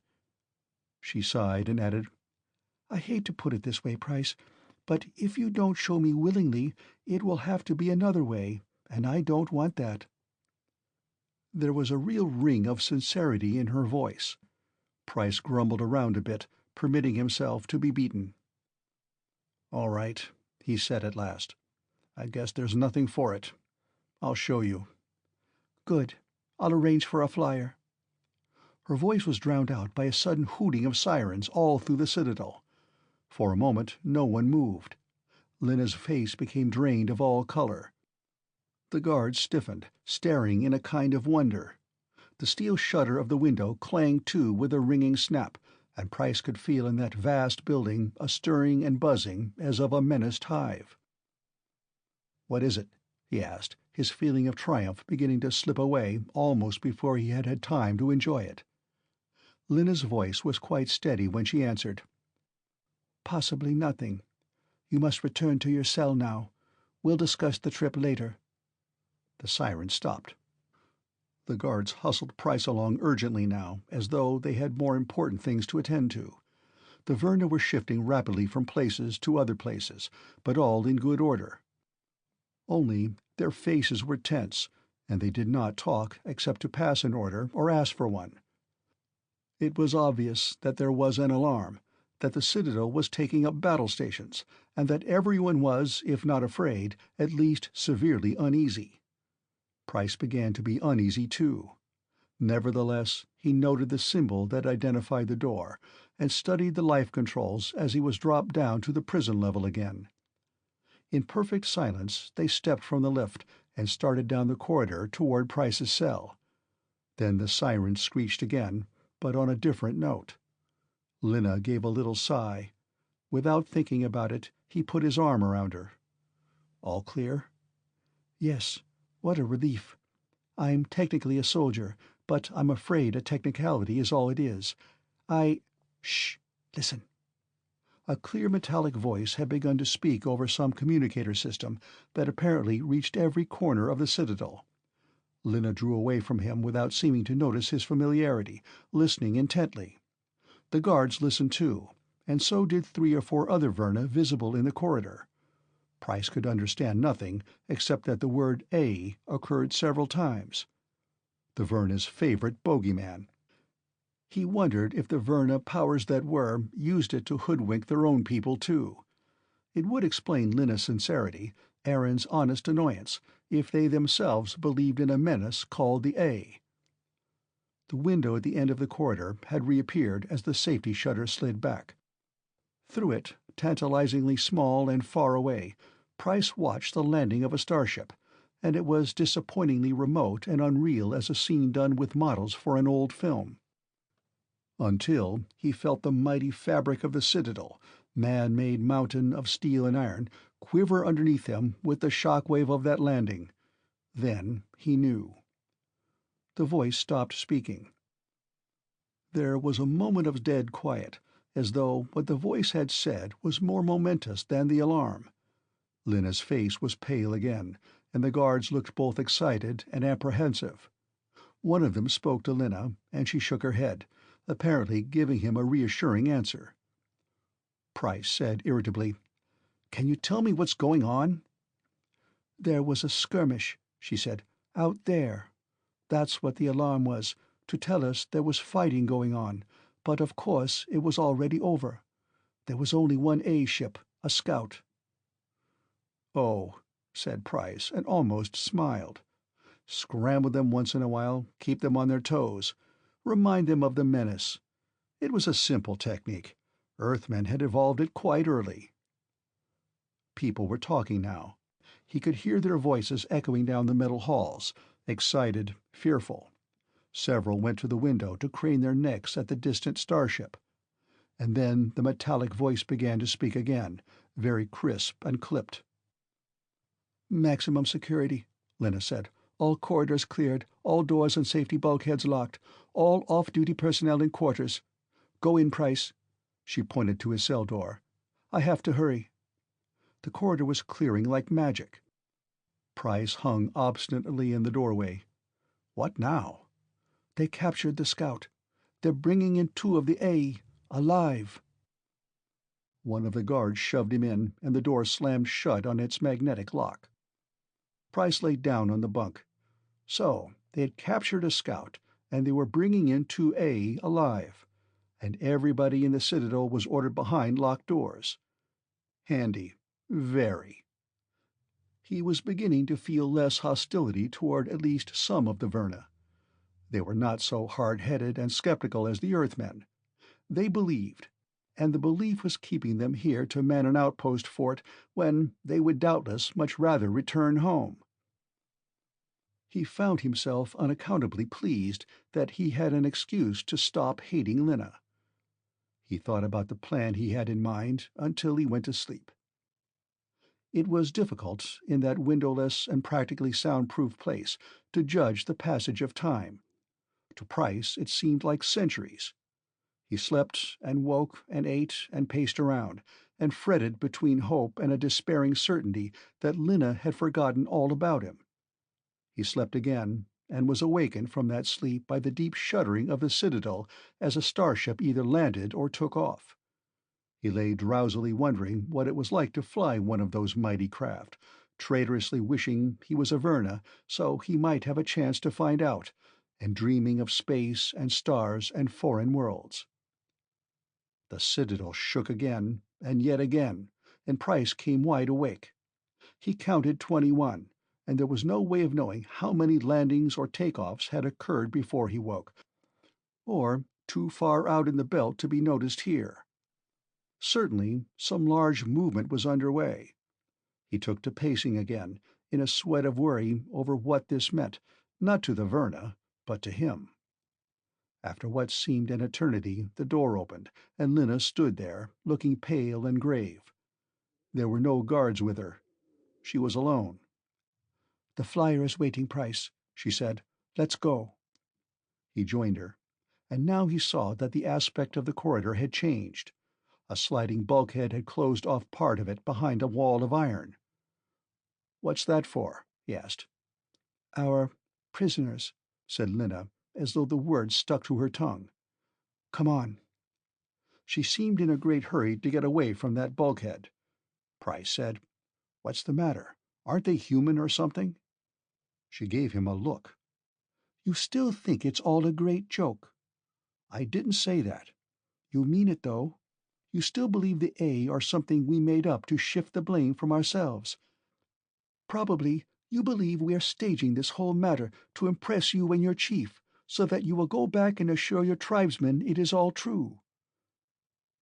This was so uncomfortably close to what Price was thinking that he said involuntarily, "You're entirely too smart for such a pretty girl."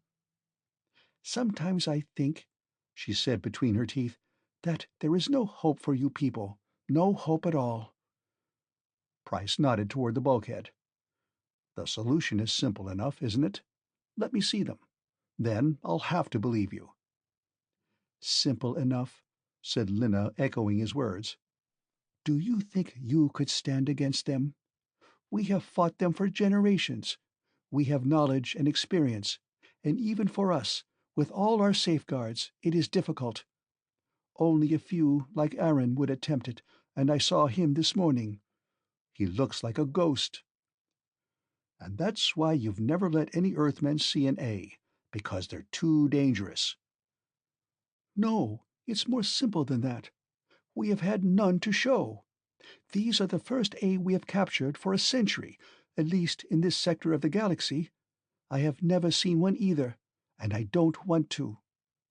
She strode off away from the iron wall across the corridor. Price shrugged and followed her. "Where are my friends?" "They're here," she said, indicating the row of doors they were passing. "Quite safe, or as safe as any of us. They'll remain here until—" She hesitated, and Price realized for the first time that she was deeply, genuinely afraid. "Until we see what happens," she finished. "After that, what?" "If they're still alive, and we're still alive, and there's still a world, they'll go free, and perhaps they'll be wiser men than they are now." She would not say any more. The lift swept them up to the roof. It was late afternoon, intensely hot, with storm clouds banking in the west. The roof area seemed almost deserted, and only one flyer was visible. Lena motioned him into it and climbed in herself. She spoke to the pilot, and he took off immediately. There was no co-pilot, only Price and Lina and one man. Price felt a secret surge of assurance, of power, like when you're riding a streak of luck and the dice can't fall any way but right. He sat quietly, looking out the cabin port. He saw almost at once that the starships were gone. The whole Verna fleet must have taken off, shaking the Citadel with their leaving. Probably most of the men had gone with it. The deserted appearance of the Citadel, the lack of guards, the lack of a co-pilot, all pointed to a skeleton force. "If we're still alive and there's still a world," Lina had said. Battle somewhere out in the far reaches of space? Perhaps. Or maneuvers, or a show of force connected with some galactic game he would probably never know about. It was not really important. What was important was the fact that, for the present, the defenses of the Citadel were weaker, much weaker. He sat looking out the port and covertly watching the pilot's hands on the controls. Lina had some kind of a sidearm strapped around her slender waist. Probably a shocker. The pilot had one too. He considered the problem, and the woods and prairies rolled back underneath. Lina spoke suddenly, out of a long and somber silence. "This mission is more important than ever now, Price, or I wouldn't have been allowed to divert even one man from our defenses. I beg you, for the sake of your own people, to play fair with me. If there's either help or hindrance in our rear, we must know it. The A—" Now said something in Price's mind. He did not stop to question it. When you're riding a hot streak, let it ride. Never stop to question. He rose and hit Lina on the point of her pretty chin. End of Chapter 7.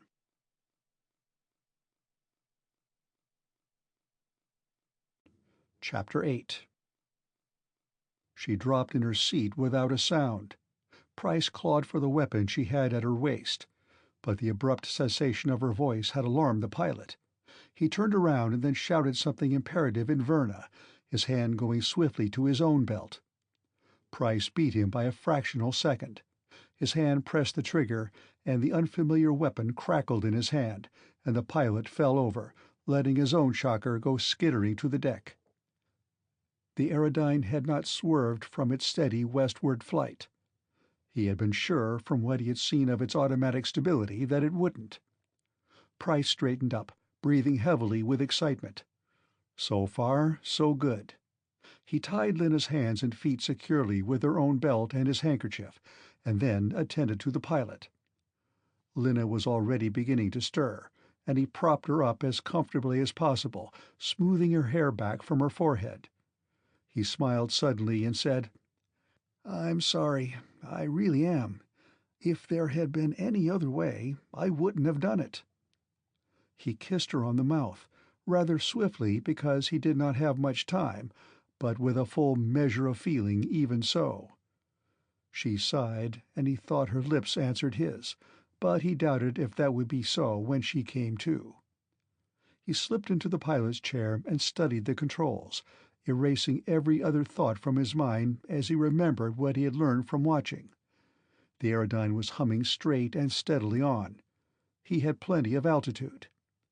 He began to experiment gingerly, and by the time he was across the river, he was satisfied that he could control the craft well enough to get by.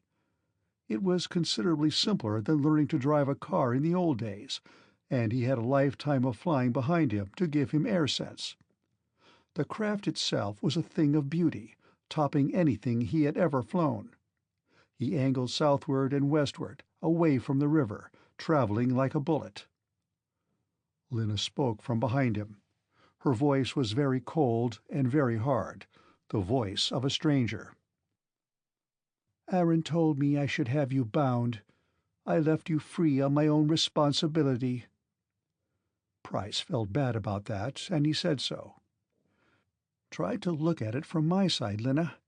I have to do what I can for my own people. If you were in my shoes—" "Go ahead," said Lina. "Talk is obviously useless. I shan't waste any more of it, except to tell you." She told him vividly what kind of a fool he was, and what she hoped would happen to him before he led all of his fellow fools to destruction. Then she shut up and would not speak again, no matter how he tried to soften her rage. The dark green forest, rough textured like a wool rug, rolled back and away around him, and the sun was swallowed up in clouds. He strained his eyes for the clearing that would mark the capital of the Missouris. He was flying by dead reckoning. He had no compass bearing to begin with, and the Verna instruments were useless to him. The pilot was beginning to come round, but Price knew better than to ask him for instructions.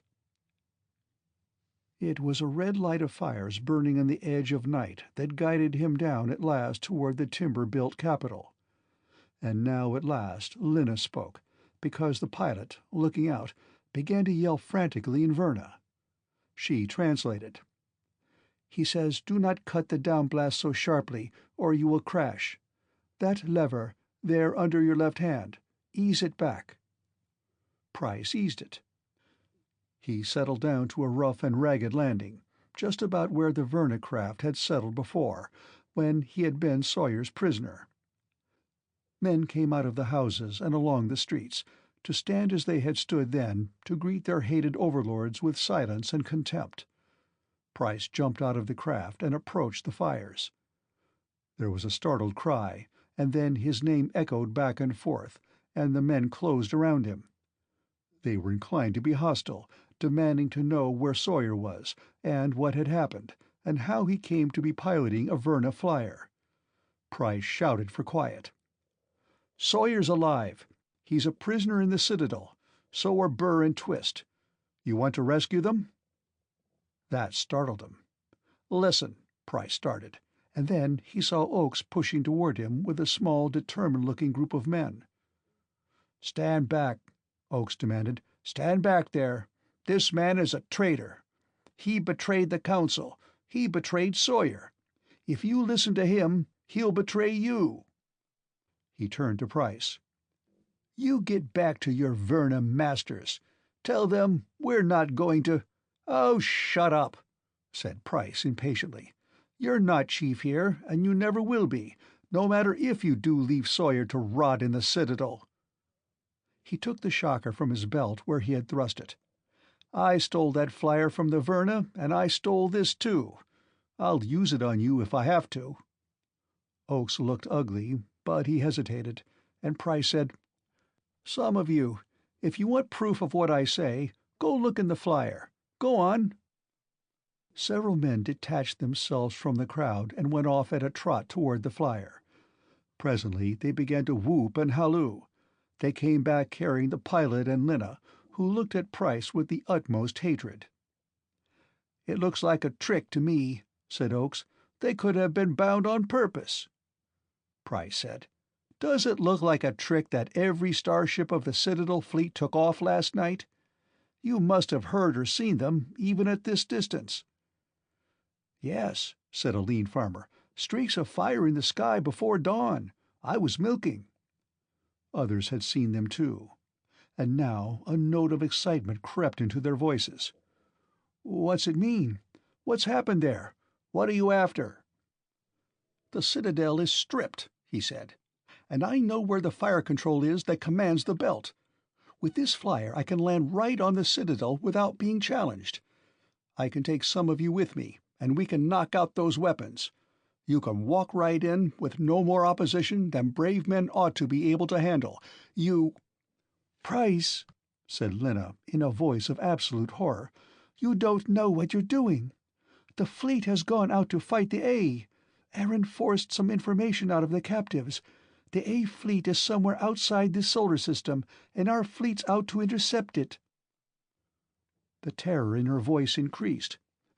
"But if the A forces evade our fleet and strike directly at our base here, don't you see? Only our great missile batteries around the Citadel can defend Earth. If you storm the Citadel, there'll be no defenses at all." He said, "Lena, I know you believe in the A. Probably most of your people do. But you've never seen one. In a century, no one on Earth has seen one. They're a myth, a political stratagem, that's all." She shook her head, groping desperately for words. "Don't follow him," she cried out to the men. "Don't listen to him. We're fighting for your lives and safety, too. Don't be so mad as to stab us in the back now." They looked at her in the firelight, the flint-faced men who were weary of Star-Lords. Then, without paying Oakes any attention at all, they looked at Price. "He's right," drawled one of them. "The Star-Spawn have given us the lie about the A too long. Ain't a kid on Earth believes it." Lena's head bent hopelessly forward, and she turned away. She still believes it, every word, thought Price. Poor Lena. He would have given anything to comfort her. But there was no time for comfort, no time for anything but planning. He said, "You've heard. You know this chance may never come again. Are you with me?" And they answered, "Yes." "All right," said Price. "All right. We've got to have a council, to make plans, and then we'll have to move fast to strike before the fleet comes back. Who are your leaders after Sawyer?" 5 or 6 men came forward, district sub-chiefs. One of them nodded his head toward the 2 Verna. "What'll we do with them?" "Treat them well," said Price sternly. "They're your assurance of Sawyer's life." He didn't know whether they were or not, but he didn't want Lena to suffer even discomfort because of him. He added, "Make sure they don't talk to anyone, though. And remember, there was a traitor at the big council. You'd better all keep a lookout for signals and communication devices. And now, let's talk." The council lasted far into the night. Price's biggest problem was to persuade the tribesmen not to bring their guns. "The metal detector units on the flying eyes would spot you before you'd gone 10 miles into the belt, and I can't take the control room that far ahead. It couldn't possibly be held that long, and no matter how we might smash the weapon controls, they'd have time to patch them up and use them on you. You'll have to infiltrate the belt on all sides, keeping under cover, and get within striking distance before I land on the Citadel. Besides, against the Verna shockers, your guns aren't much more use than your hunting bolos. We'll try and give you better weapons once we're inside." "Of course," said one leathery-faced sub-chief, "when you've got us and the Ohios and Kentuckys and the rest all in the belt, it would be a mighty easy thing for you to give them the word at the Citadel and have us all wiped out at once, like that."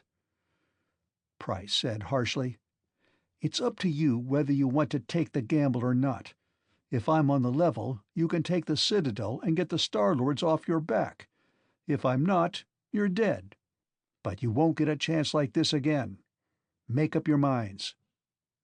They made them up. "How shall word be sent in time to the other tribes? It'll take days for a man on horseback to get around to the east and north." "I'll take the word," said Price, "in the flyer. By sundown tomorrow, there'll be men from every tribe ready to move into the belt. And pick me half a dozen seasoned men to go along under a sub-chief. Half a dozen men you can trust for the fate of the whole attack." The leathery old chief, whose name was Sweetbriar, said quietly, "I'll pick you 6, and I'll go along." His gaze locked with Price's, and Price smiled. "I'll give you the shocker," he said. "You can use it any time you see fit.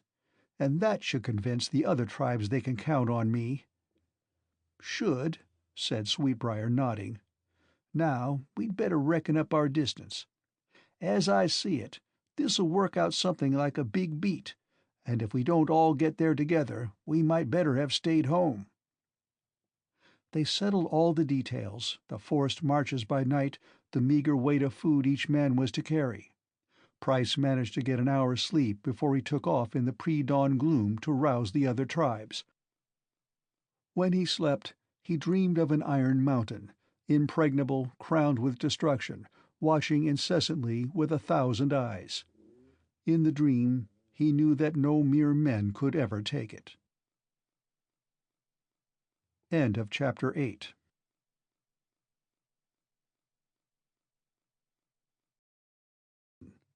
Chapter 9.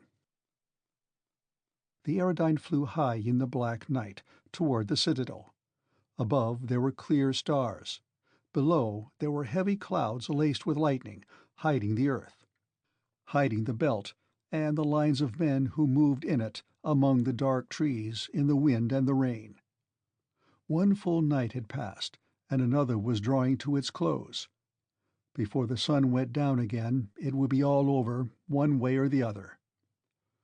Price was in that state of exaltation that comes at a certain point of prolonged tension without rest, where you move a little bit outside your body and above the ground, detached from every normal consideration, and everything seems to go with a clear, headlong rush, as though a single initiating act has set an inevitable series of reactions going, and all you have to do is keep pace with them. He had not slept much, but he was not tired. The aspect of the Citadel roof, the round red circle of the lift and the controls thereof, the symbol marking the proper level, the shape and size and position of the fire control center burned brightly in his mind. Their set and proper sequence did not permit of any obstacles. Sweetbriar sat beside him in the co-pilot's place. He held the shocker in his gnarly hands, and from time to time he turned it over or stroked its smooth and unfamiliar shape. So far he had not had any occasion to use it. He had stood beside Price in a dozen wooden-built towns, helping him harangue a dozen doubtful chiefs or sub-chiefs around the perimeter of the belt. He had not slept much either, but his eye was brilliant and steely as a hawk's. If the sensation of flight frightened him, he had not shown it in any way. The 6 men of his picking sat quietly in the cabin. They might have been the same 6 men Price had first met when he landed in the belt, woods rangers, hunters of deer and wild cattle, all speed and muscle, born fighters. They were as lax as idle hound dogs now, when there was nothing to be done. They, too, had mastered whatever fear they had had of flying. The storm below was moving rapidly toward the east over a broad front. Price could easily have outflown it, but he did not, only keeping high enough above it to get a sighting on the Citadel when it came into visual range. He was grateful for the storm. It seemed like an omen of good fortune. It would cover the advance of the tribesmen from the west, and it would cover his own landing if he paced it properly. A thick night would make it easier to get his attacking party onto the lift, and perhaps even below, before it was realized that they were not Lena's party returning. Poor Lena. He had seen her for just a minute before he left the capital of the Missouris.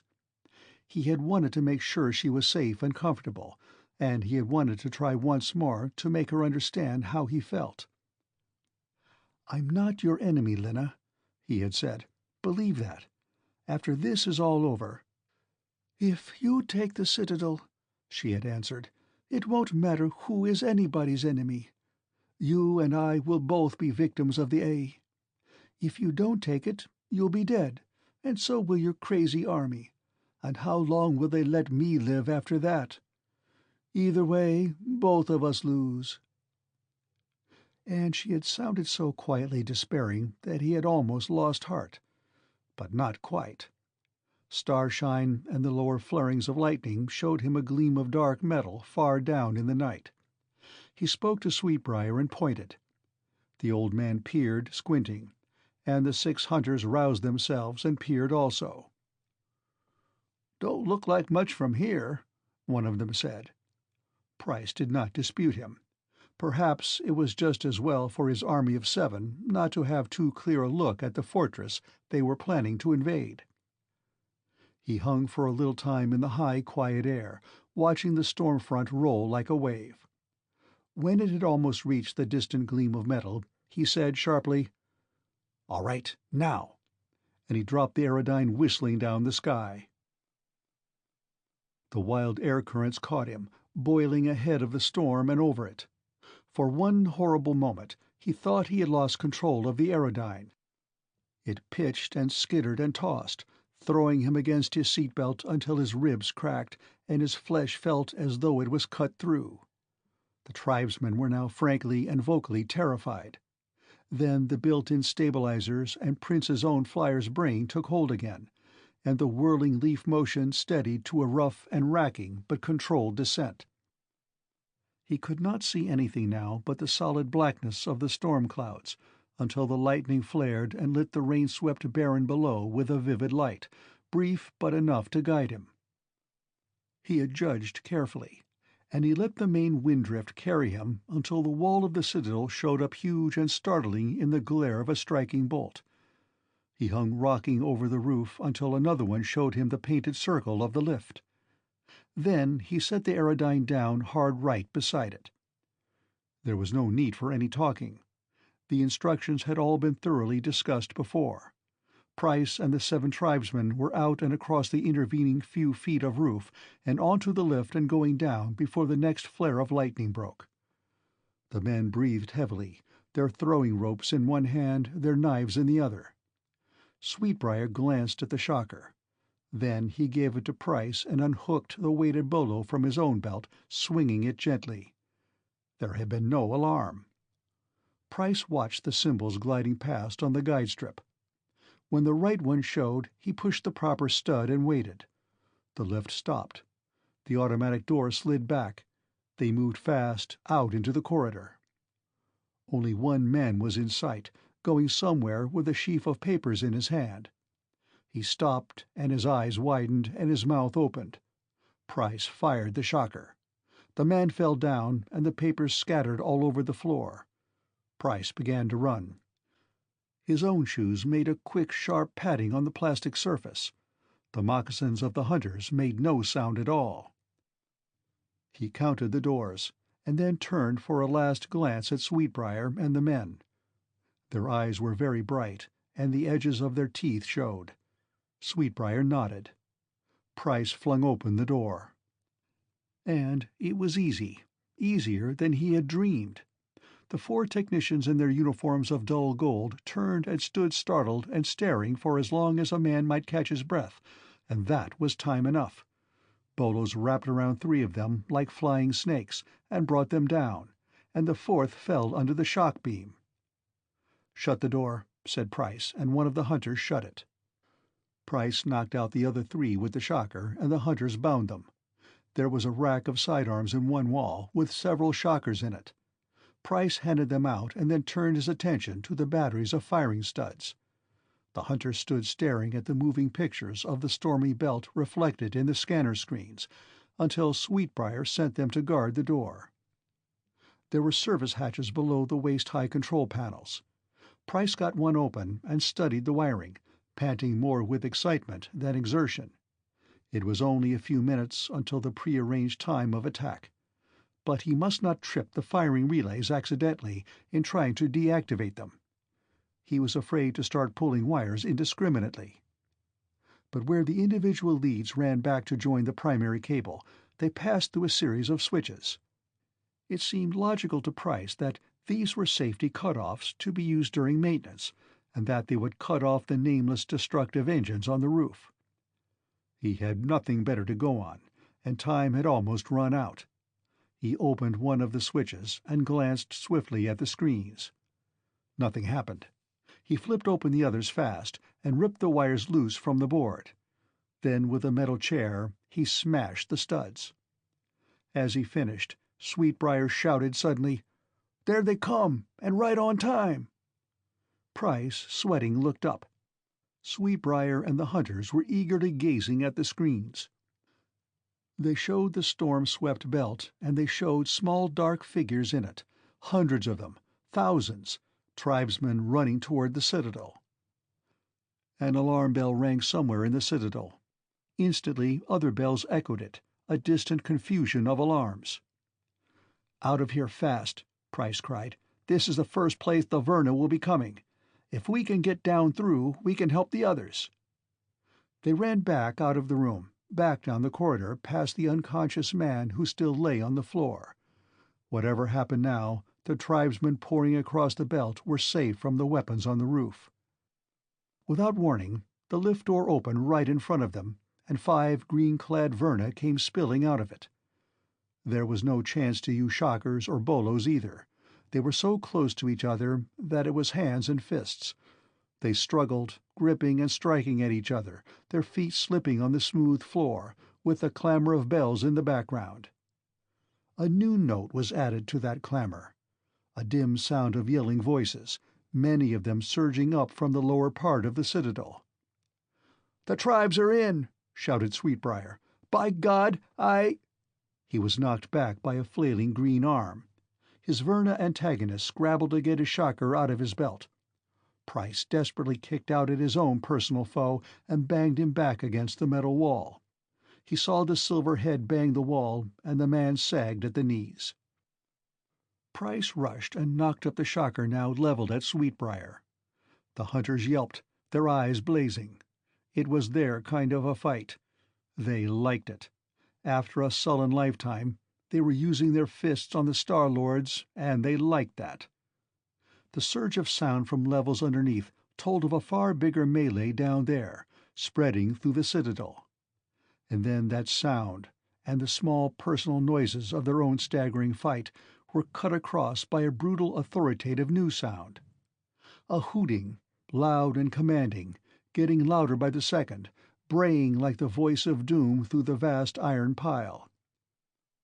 The two Verna still left on their feet tried to turn and run down the corridor. The hunters' bolos brought them down quickly. Sweetbriar's leathery old face was wild and startled as he got to his feet. "What the hell?" "That's the Verna's big battle station siren," Price said. "They're a bit late with it. Come on." He and the hunters began to look for stairs, racing swiftly along the deserted corridors. They found some at last and sped downward, level after level. Bellowing, deafening in volume now, the siren kept hooting. It could not drown out the tumultuous uproar that filled the lower levels. Price and the hunters were met suddenly by a mass of tribesmen boiling up from the ground level. They were screaming, laughing, capering in the halls, dragging with them one or two captured Verna, triumphant victors dancing down a hated power under their moccasined feet. Their hair and beards and their clothing were still dripping wet with rain. They swept up Price and Sweetbriar and the 6 others in their advancing front, pounding their shoulders, hugging them. "We did it! We got 'em!" they cried. "We took the Citadel!" "Is it all over?" asked Price incredulously. "So soon?" "That mighty caterwauling did it," said a red-bearded man. "All of a sudden they quit fighting and began to run like it was a signal, but they couldn't get away from us. I heard they got old Aaron hisself down there, in a big room, cussing and crying fit to bust." "Where's Sawyer?" somebody shouted, and Sweetbriar took up the cry. Price said, "Somewhere on this level, I think. Get a Verna that speaks English and make him show you. It'll save time." He pushed on through them to the stairs and fought his way down. He wanted to see Aaron. He wanted to see the pride of the Citadel humbled, broken. Tribesmen rioted through the corridors, smashing things like happy children.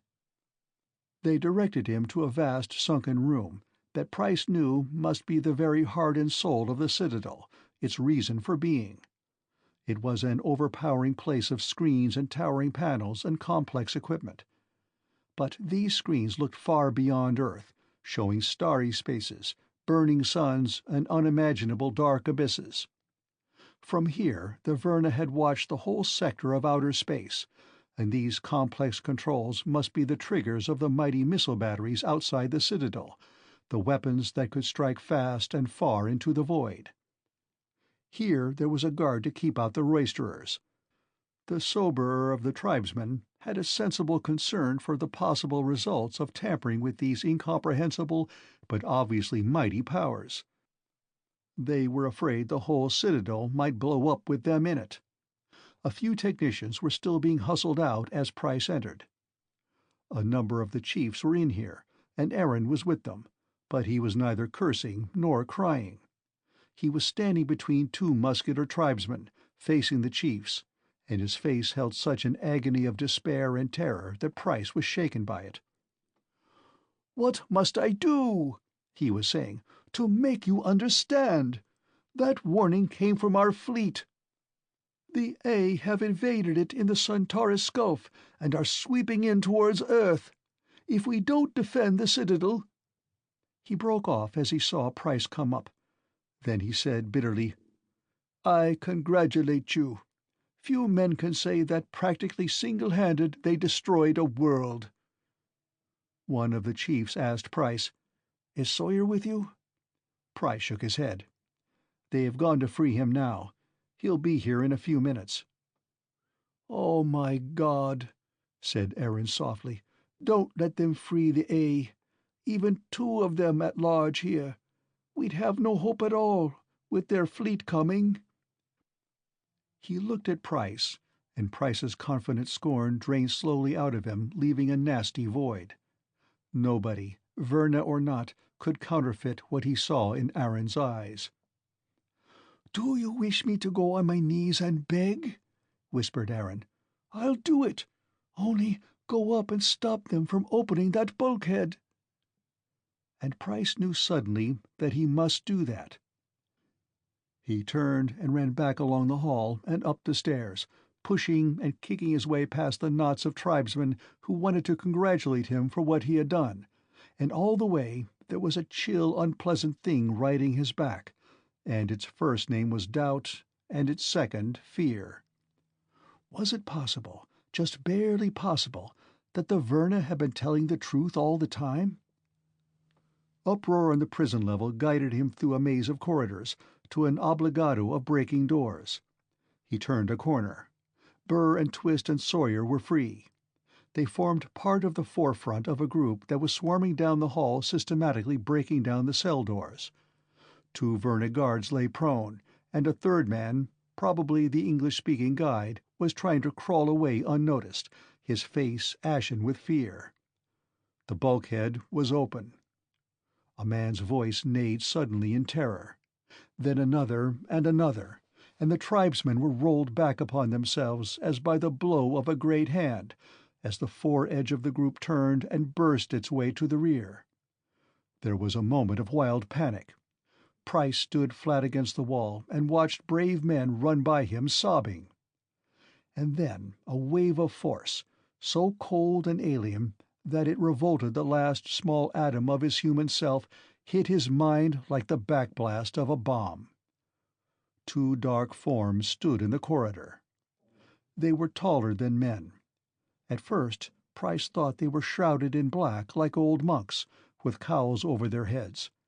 But as they moved, he saw that the cowls and the floating draperies edged with a thin translucent gray were their own substance, quivering, shifting, gliding around some unguessable central core of being. He could not see whether they had faces under the black folds, and eyes in the faces, but he could feel them watching him. He could feel their minds stripping him and tearing away his feeble defenses, leaving his own mind naked and helpless before them. And these were the A. These were the big lie of the Verna. Only they were real. He could not stand them any longer. He ran. They all ran. It was a compulsion. Run, cry panic, clear the Citadel and get away. He looked back, and the A were behind them, gliding soundlessly along the hall. Run, get away. And then Price and the others, fleeing in the next corridor, collided with the chiefs who were hurrying to find out what had happened. They still had Aaron with them, a prisoner. "Out," said Sawyer thickly, his voice a hoarse croak. "Get out, fast!"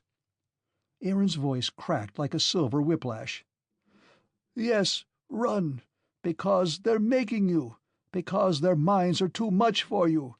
Run, and let them have the Citadel, and when their fleet comes, let them have the Earth." That stopped them. The horror they felt at that thought surged up so strong that the frantic compulsion to flee lessened a little.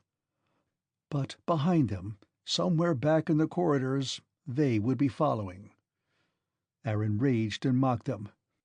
"We saved you from the A 2 generations ago, when A ships had smashed your defenses, and they were ready to move in. We moved in first. We've held them back. But now you've let them in. So run!" "Good God!" said Sawyer, his face stricken. "Then it was all true, what you told us about the A. It was true all the time." Price did not, like the other Earthmen, have a lifetime's thinking to revise. He grabbed Aaron's shoulders.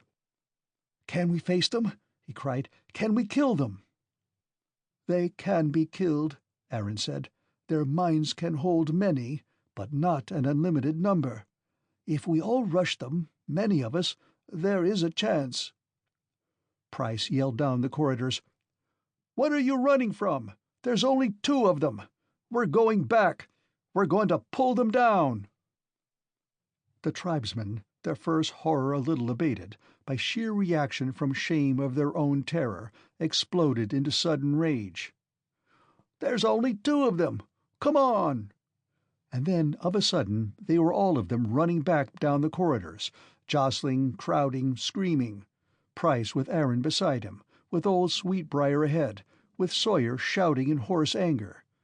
A mob, not an army, a mob urged forward by its own horror. Around the corner and into the corridor where the 2 black shapes were gliding fast. And it was like walking into night and death, into bitter black winds and the stabbing of cruel swords, as the might of alien minds blasted at them. Tribesmen screamed and fell, clawing at their own heads. The mass behind forced over them, forced the reeling first wave right into the unimaginable shapes. "Pull them down!" Price was in the screeching forefront now, and he closed his eyes and struck with his knife at the cloudy darkness of a cowl. A cold like that of outer space struck through him, and he staggered, fainting and falling, and his mind closed on the awful sight of packed men swaying and pulling and striking at the 2 tall cowled shapes, mobbing them, beating them down. When Price opened his eyes, he was in another corridor, and old Sawyer was slapping his face with rough hands. "Yes," said Sawyer thickly, "they're dead, and a good many men dead with them, and some others that act like their brains are dead." He shook his head a little wildly.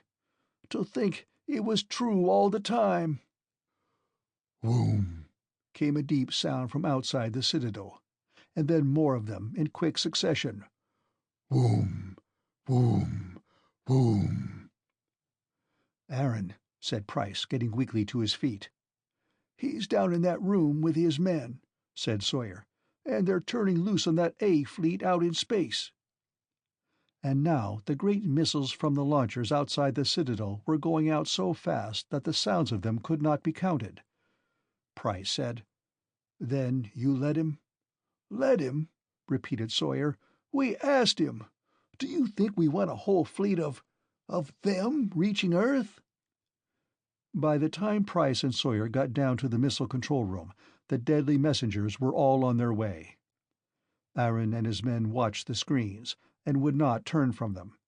Price and the tribesmen saw only burning stars and dark space in those screens, and then, finally, a little crackling of pinprick flares running like a swarm of fireflies in the dark void.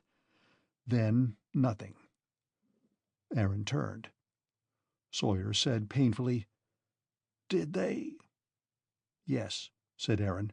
"We caught them, but none too soon. Our fleet out there will mop up any A-ships that survived." He added, with slow weariness, "We've won a battle, not a war. The A are many, but this outpost world is safe, and we'll press them back and back." Sawyer looked at Price. Price said, "Don't be so damned proud. Go ahead and say it." Sawyer said to Aaron, "Seems like we were wrong about some things. About you, Verna. We're hoping things will be different between us now." "They can be," Aaron said. "They will be, if you want it." The old chief of the Missouris asked, "Now it's all cleared up, just who was the traitor among us? Was it Oakes?" For the first time a little smile touched Aaron's face. "Do you really want to know, now it's over?" Soya grunted. Guess not. He looked around the other chiefs, and then stuck his gnarled hand out in the oldest gesture of Earth, and Aaron took it. Price and Lena stood next day on the roof of the Citadel and watched the tribesmen going home. There had always been, a stiff-necked pride in the men of Earth. They went away with their heads up, not looking back. But at the edge of the distant forest, there was a face turned and the flash of a hand-wave before they went into the trees. "They'll come back," Price said. "A few of them at first, then more and more to learn. A few years will make all the difference." He thought that the sons of Earth and the sons of the stars would together stand upon many far worlds. The long war against the A would end some day. That dark and alien tide would be rolled back, and Earthmen would do their share. But that was all to come. Lena was saying earnestly, "And the people of your own hidden colony in the West, they will join us too?" Price looked at her. "There is no colony, Lena. I came alone from the West." "But your clothes, your plane, where did you come from?" She was startled, her eyes wide and wondering. "I'll explain all that later. You won't believe it, at first. I hardly do myself." And, thinking of the strange freak of force and chance that had snatched him from the older Earth, Price felt a last pang of nostalgia for that lost world of long ago. That time when, safe on their cozy little planet, men had dreamed of space and stars. It seemed now like a long-dead idyll of youth. The Earth of those days could never come again. The wider galaxy had crashed in upon it, and terrible and magnificent realities had shattered the youthful dreams, and it was a different and sterner planet that was joining the community of star worlds. Who knew what awaited it on that wider cosmic stage? His hand tightened on Lena's. Of their own tiny part in that vast future, he felt suddenly very sure. End of Chapter 9. The End of Citadel of the Star Lords by Edmund Hamilton.